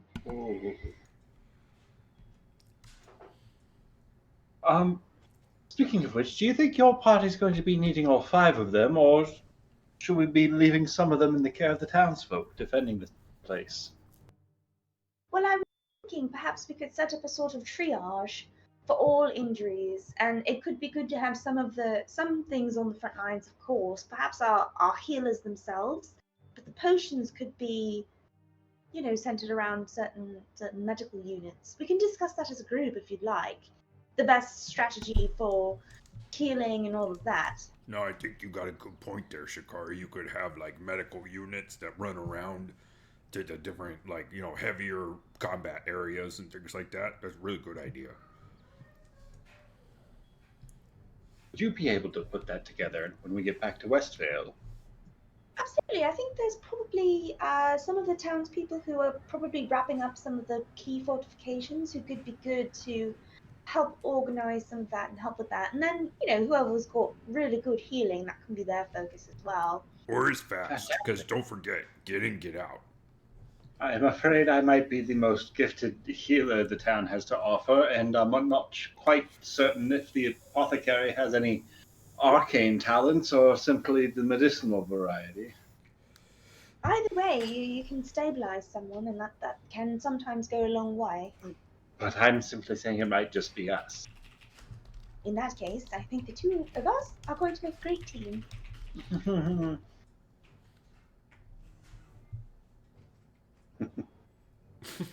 Wonderful, wonderful. As the evening carries on, is there anything you guys would like to do during this camp scene? Yeah, but I have to wait for EO.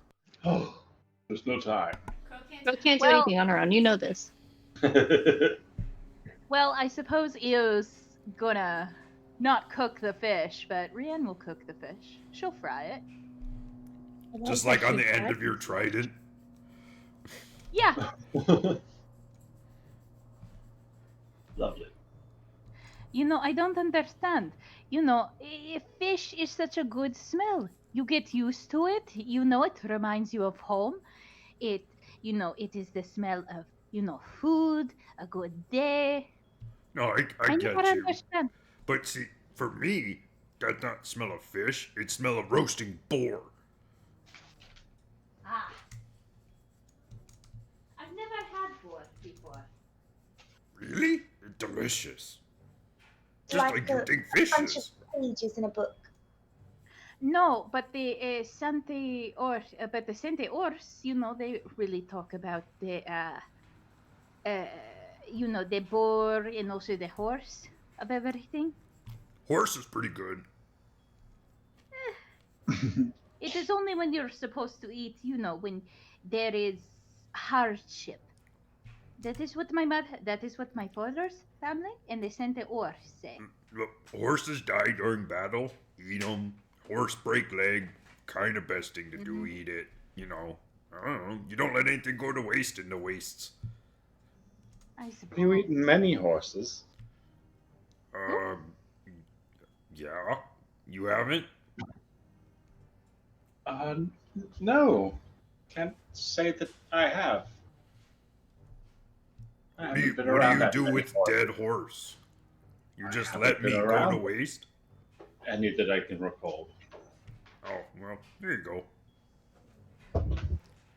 I mean, I know what we do with the dead horse. At least some people in my village, there's a ceremony because it is a fallen friend. Yeah. And the appendage, almost as like with us, with the boats. I don't know. Suppose it's a part of the bond of knight and steed that they leave out of many of the storybooks. I suppose. It's just a lot of meat, Mm. And sometimes you're not gonna find a better meal than that, for a while. So be grateful, I guess. So you're right. It is kind of just like it's like a last gift from the horse to the rider, Yeah. or the person that you killed to take the horse from. Mm. Savage. I don't know. My father was somewhat in tune with his bloodline, but never really taught me much about his. More like my mother's. Me dad, one of the Queen's generals.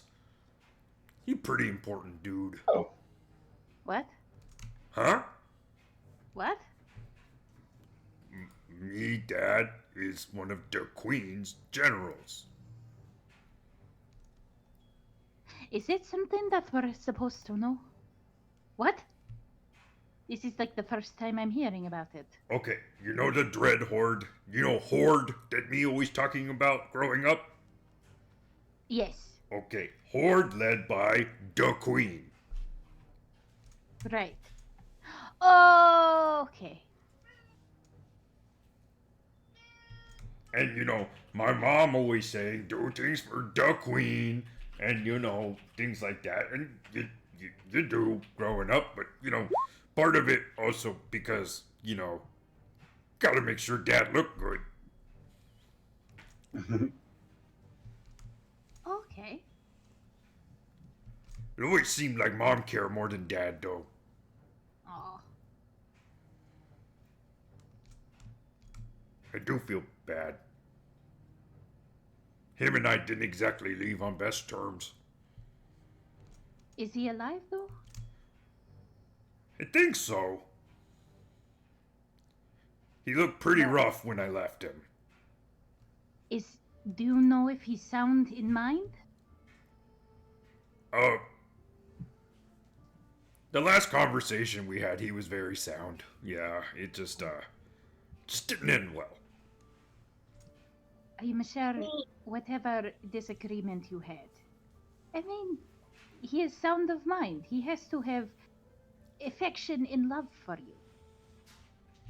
Oh. It is the only thing that is beating back the ocean.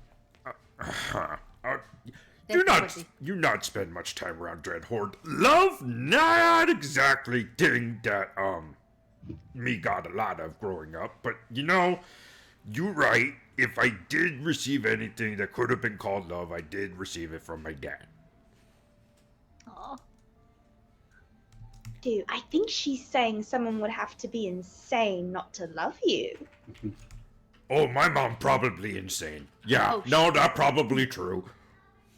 If I might say, Bantu, you're quite a wonderful individual. And yes, your mother must be insane if she doesn't love you. Because I love you dearly, and I don't want you to change for nothing. If it helps, I'm not sure me mom loved anything more than she loved the queen and the horde. Definitely not her own I'm sure she children. loved the queen. Yeah, she kind of very singular-minded, raising soldiers, That was Well, really I her understand. thing. We had to be Have warriors You've first. seen my daughter-in-law. You know what it's like. I'm just saying. But Dad, he did have time to listen to you when you needed to think a think, Well,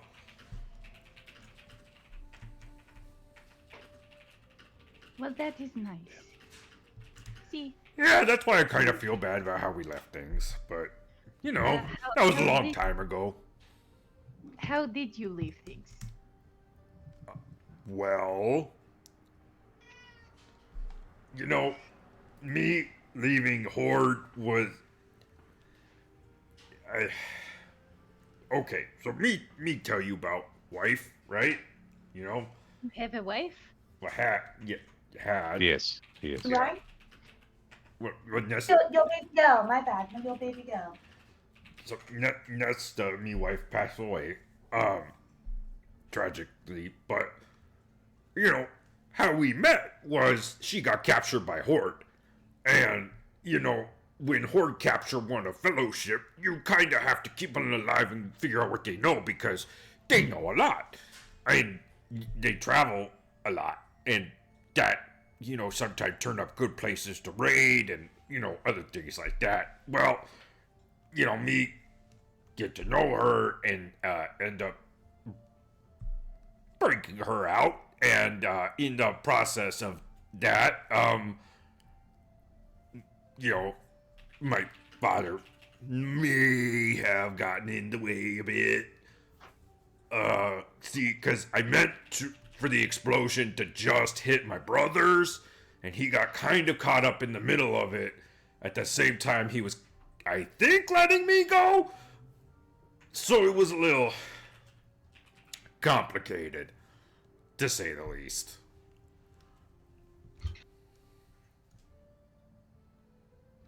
That's horrible. That you had to make that choice. It's the choice I made and the choice that I live with. And I would do it again, honestly. Nesta was the best, one of the best things that ever happened to me.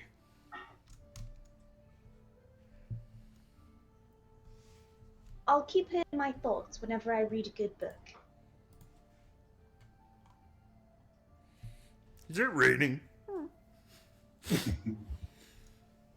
Oh, and Bantu.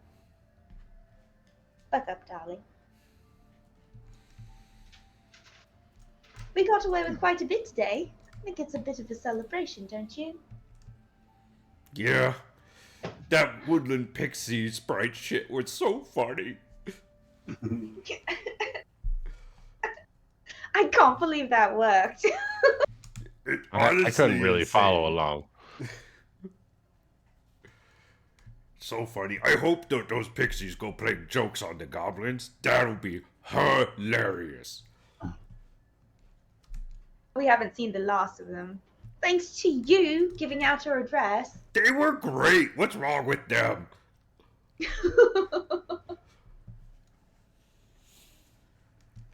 Anyways, I think EO's back. Yep, I'm back. He's helping Crow. Yeah, of course I'm helping Crow. Always. So now that EO has finished helping build the campsite, Crow's getting comfortable. And she's gonna go up to EO.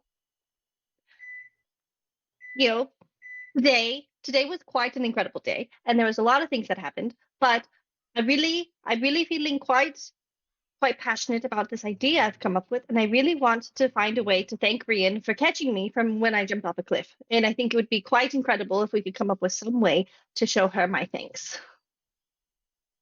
Of course, mistress. Well, usually a gift is appropriate way of showing thanks. Perhaps one of your dresses that you're done with?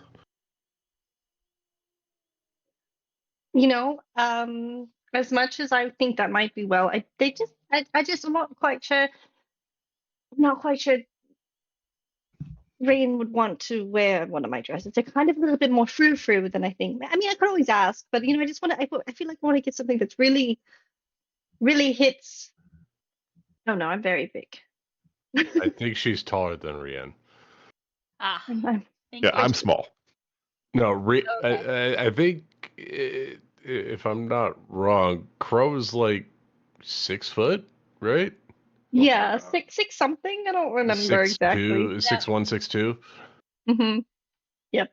Just ask her what her height is. You never ask a lady Did her you height. think I was small when you said it, that you would catch me? Everyone else is just comically small.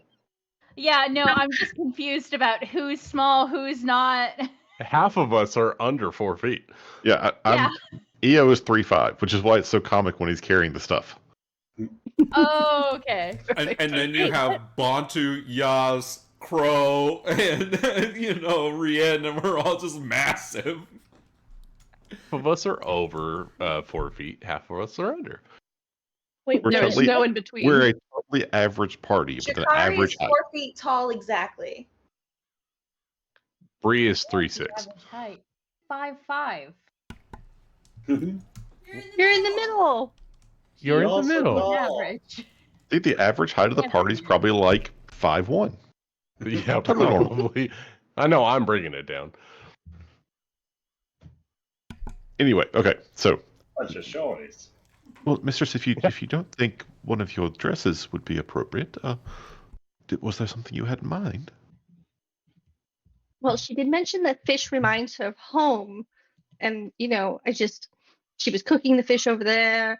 And I just thought if we could do something that reminds her of home some way, maybe something along those lines. Well, I guess I could ask if she has any particular favorite fish recipes, and I could see if I could whip something up for her.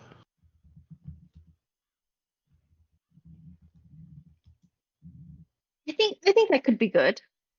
That might be nice. A good, solid home cooked meal. Because I don't think there's anyone that can cook better than you do. Well, I appreciate that, mistress. That's very kind of you. I learned from the cooks at your household, so I was blessed to learn from the best. Mom and Dad only hired the best. Well, That's why they hired EO. Shall I go ask her if she has any favorite dishes?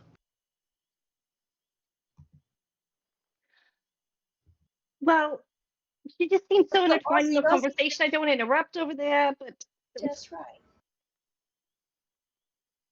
Well, I suppose I can go and ask her.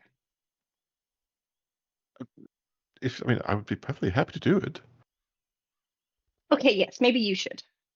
Because then you'd be able to get the recipe better, and I'd probably misinformed some part. There'd probably be some sort of miscommunication, and something might, and then it could all be wrong, and then the thank you becomes into a no thank you, and that would be worse. I understand perfectly, mistress. I will handle this. I will let you know what her favorite dish is and when we shall be able to procure it for her. I knew I could count on you. Thank you. Of course. And May, after he briefly, according to my records, her favorite food is the Aussie fish prepared just right. So if you get it slightly incorrectly, it's poisonous. But if you prepare it just properly, it's quite a delicacy in her isles. But I mean, she might have a different opinion now. It could be good to refresh. But that's just what I've got written down on my records. Where did you get that from? Well, she told us. We had this conversation a few sessions ago. We were talking about favorite foods, and that's what she said was her favorite. And I thought it was interesting because she'd also mentioned that it was quite poisonous and dangerous. And then she explained that it was quite a delicacy when prepared properly. Oh, I must have been doing something instead of listening. I do believe that you were eating a pie at the time. Yes, You were mistress, right I also do not remember this conversation, so No, I think the both of you were missing at that particular time. It was probably when you were bathing. Oh, that could have been it. Well, that's excellent to know. That will allow me to approach the subject maybe a bit more obliquely. Oh, that's perfect. Then it could be a surprise. Well, I do love a good surprise. And Eo's going to, like, as long as Rienne doesn't seem to be actively engaged in a conversation or anything, he's going to sort of stroll over her way. Oh yeah, she's making a fish on her trident, so she's fully prepared. She's occasionally trying to get into a conversation, kind of failing. And no one ever forgets that she's there. If you're like, Living her best life. dang, Rachel, how come this character is like this? By design. So please don't be like, oh dang, projecting. It's the humor in it. Of her people forgetting that she's there. I swear. I built the character this I love way. it. So Eo walks over there then. Excuse me, Rienne, do you have just a moment? Yes, I do. I think it's cooked. It looks cooked. Is this cooked? She'll kind of flop the fish sort of near your face. Is this cooked? And he'll take out like a small like pocket knife and like peel back some of the scales just a little bit to check the doneness of the flesh. If you like it slightly undercooked, then I think it would be perfect for you. You might, if you prefer it more full-bodied, maybe just another minute or two. Well, that is nice to know. You don't want to have the fish sickness. Oh, yes, exactly. Speaking of, how to put this exactly? Well, the mistress is most grateful for what you did for her today, and she would like to treat you to something that she is confident you would enjoy. And she recalled that your favorite dish was a particular fish served and prepared in a very specific way. She would like me to prepare that for you, but I've never done it before. So would you be able to give me perhaps some tips on how best to prepare the fish? I want to understand this. My favorite dish is the Aussie fish. Yes. And Crow is going to give it to me? That is her intention, yes. Well, I'm glad that she feels that way about her, but about me. But I don't have the same feelings. Well, I mean, it's perhaps nice I'm that missing I something. rescued her. What are you talking about? Look, whenever in my village, if you offer the Aussie fish after an event like that it's to show your infatuation with one another. Oh no, And no, oh no! I sorry. We did not understand that about your village. Yeah, so That I'm is very confused. I don't know why she. yes. Well, clearly, I can see where you would be confused. Yes, No, let me just walk that back. personally, I thought you two would be getting together. Let me just I mean, there is Never a mind. bit of a spark. I mean, So I wait, mean, hold on. Just a quick question. You said that that's what killed your dad. He ate it and lost his mind. So did your mom kill him before you yeah. or was this No, it's later just on? this was later on. This was after a Oh, year. this is a second wife thing that she just didn't do it right. No. He was depressed. His wife is dead. Didn't really look after, the Aussie fish, and then just ate it. He didn't cook Oh, it and that's what properly. did it. Oh, okay. Wow, sorry, Yeah, not to he- interrupt. This is it- great. it- I didn't mean. I depressing. just wanted to get that straight. Nah. Oh, right. Yes. No. Okay, We're that's good because it's like a two-step process too, and you're only supposed to ask for another hand during like a full moon, under the horse's eye. No, I'm glad. Again, I like her as a friend. I just don't, right. Right. Yes. the infatuation thing with the Ozzy fish. I thank you for clarifying that. I greatly appreciate it, and we'll get back with you. And he's gonna turn around and walk away. So he goes straight over to Crow. I don't think that we should offer her any Aussie fish. Seems to Is be it very really hard to complicated. come across? No, it's very complicated in her village. There seem to be lots of unusual rituals, and somehow the Aussie fish is involved in one of them. She thought that perhaps you or I were proposing. It was very awkward. Let's never mention it again. What will we be Oh, proposing? that's so interesting. I'll write that down. Right. Let's propose a different idea for how you could express your gratitude to her. Oh, I have the perfect idea. Yes. Okay. So what if instead of the Aussie fish, we find some sort of other fish, and we present it to her on a platter? Then the fish is special, and it can give the warning signal that saved her life. Oh, yes. I think I can see that. So, we would need a fish. We'd have to. What do they call it when they do this with the big deer and the elk that are hunted? The taxidermy thing. Yes.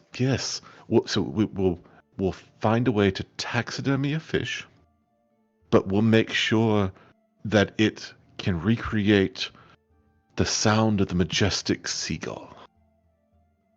It's gonna be perfect. Take me to the water. Don't be in the river. Squawk. I think that's also a proposal for wedding. That's a redneck proposal. Come on, baby, let Mistress- me know. I want to put, you I are. wanna That put hurts. the bass in our house together. Will you marry me? Mistress, you're a genius. This may be the best gift idea I've ever heard. It will be meaningful. It's connected to something that it was special, and it ties directly into how and why you wish to give your thanks. It is genius. It'll be memorable. Yes. May I interject? Oh, yes. Bree's here as well. Huh. Bree I did is not realize we were everywhere. having this conversation in front of everyone. No, Bree is going around camp making sure everyone's good, and I've overheard something. Actually, Rienne's been here the entire time. She's very I know where you're at. No, she's still by the campfire cooking the fish, occasionally looking back like one eyebrow up, like, okay, and then going back to her fish. I don't think you guys ever explicitly said you were having this conversation in private. We all sat around a campfire and started talking. If I might, I'm Miss falling. Crow. I mean, please go ahead, but I'm falling back on the fact that Crow's tent and things are always set up away from everyone else. It is, but Bree doesn't care about you guys' boundaries. So you guys are Somehow having it's a always conversation slightly inside above your tent? everyone.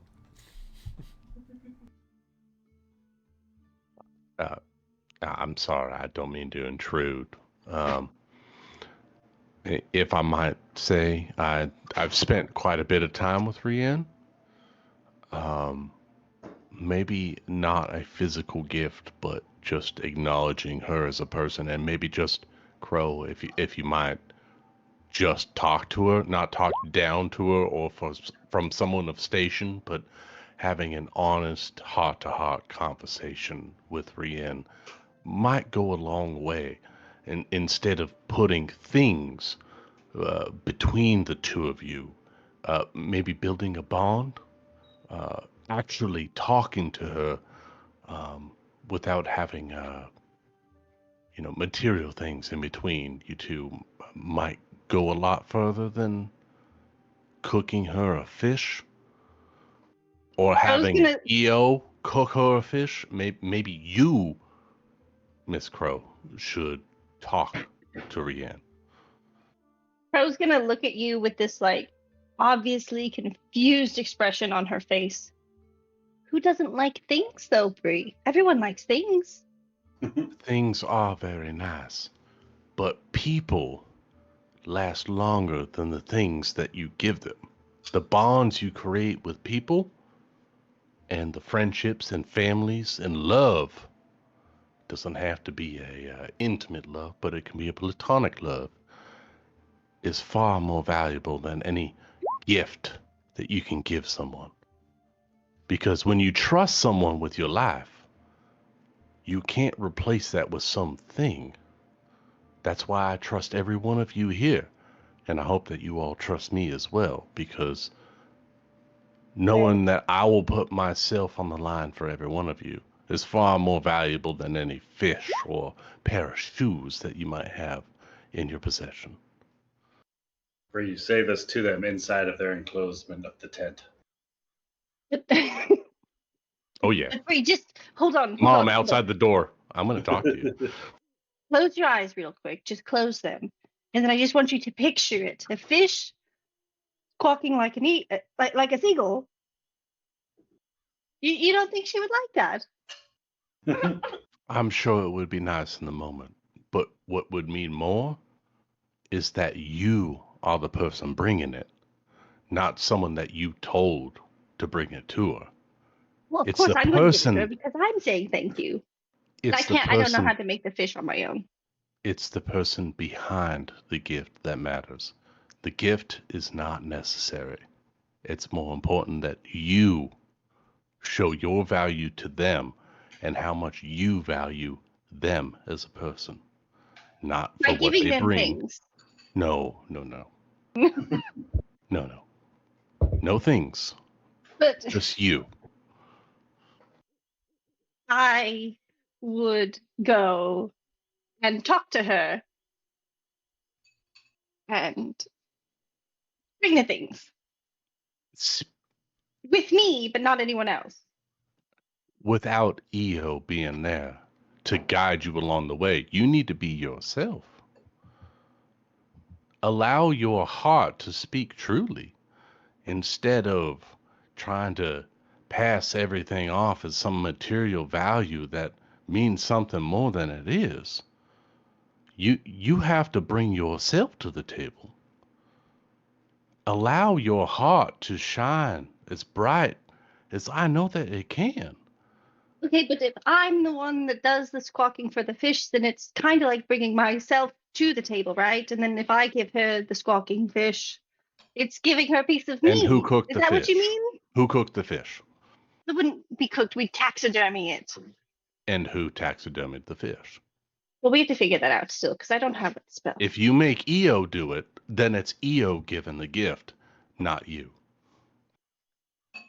Yeah, that What just I'm doesn't what make I'm any getting sense. at, what If you what I'm buy if you buy a gift of, say, shoes for someone, do they think you made the shoes?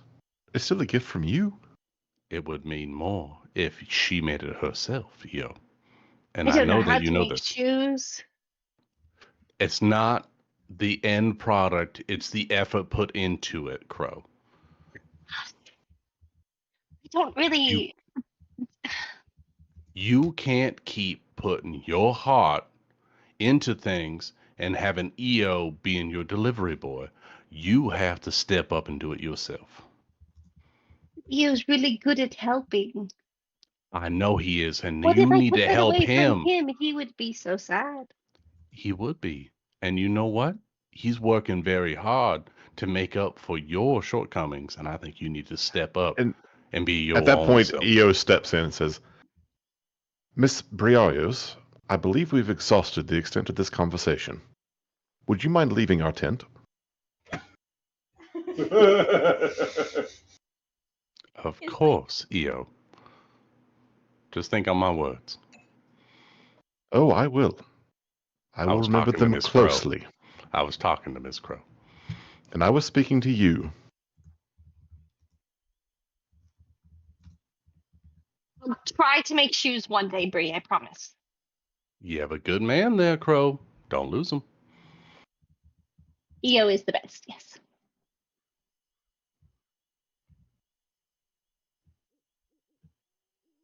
EO, do you think she won't like the fish? He turns. I assume that Bree's gone at this point. Yeah. He turns back to Crow and says, I am sure she would love any gift you chose to give her, and will appreciate the time and effort you have taken both to find or create it yourself and to bring it to her. I'll have to think on this a little longer now. I'm quite exhausted though. Maybe some warm tea before bed. Of course, mistress. It's just like with the EO Jews. As EO Bendra begins to prepare tea, I think that's where we're going to end tonight's session. And we can pick up, if you guys would like, you are welcome to describe what you guys want to do over the next couple of days when we come back. But there are going to be no more combat encounters, at least, as you travel back to Westvale. So we can pick it up with like a montage of travels. Or we can just start with you guys entering Westvale next time. Time skip? I got some word for Seneca. Fast travel? I got to talk to Some some people. crafting to figure out. Got All some right, talking then we to can do. start. We can start with Briarios conversing along the travels back. All right. Great session, y'all. Wonderful session. Woohoo! You guys are awesome. You guys saved pixies and sprites. Faced the undead and lived. Right? Nobody died. Way better than the last trek there. Harvested moon blooms. Every Found out how you Blooms. proposed to someone in Rian's village. Yeah, exactly. That was a surprise. Marriage proposal. That was a fun bomb. I liked it.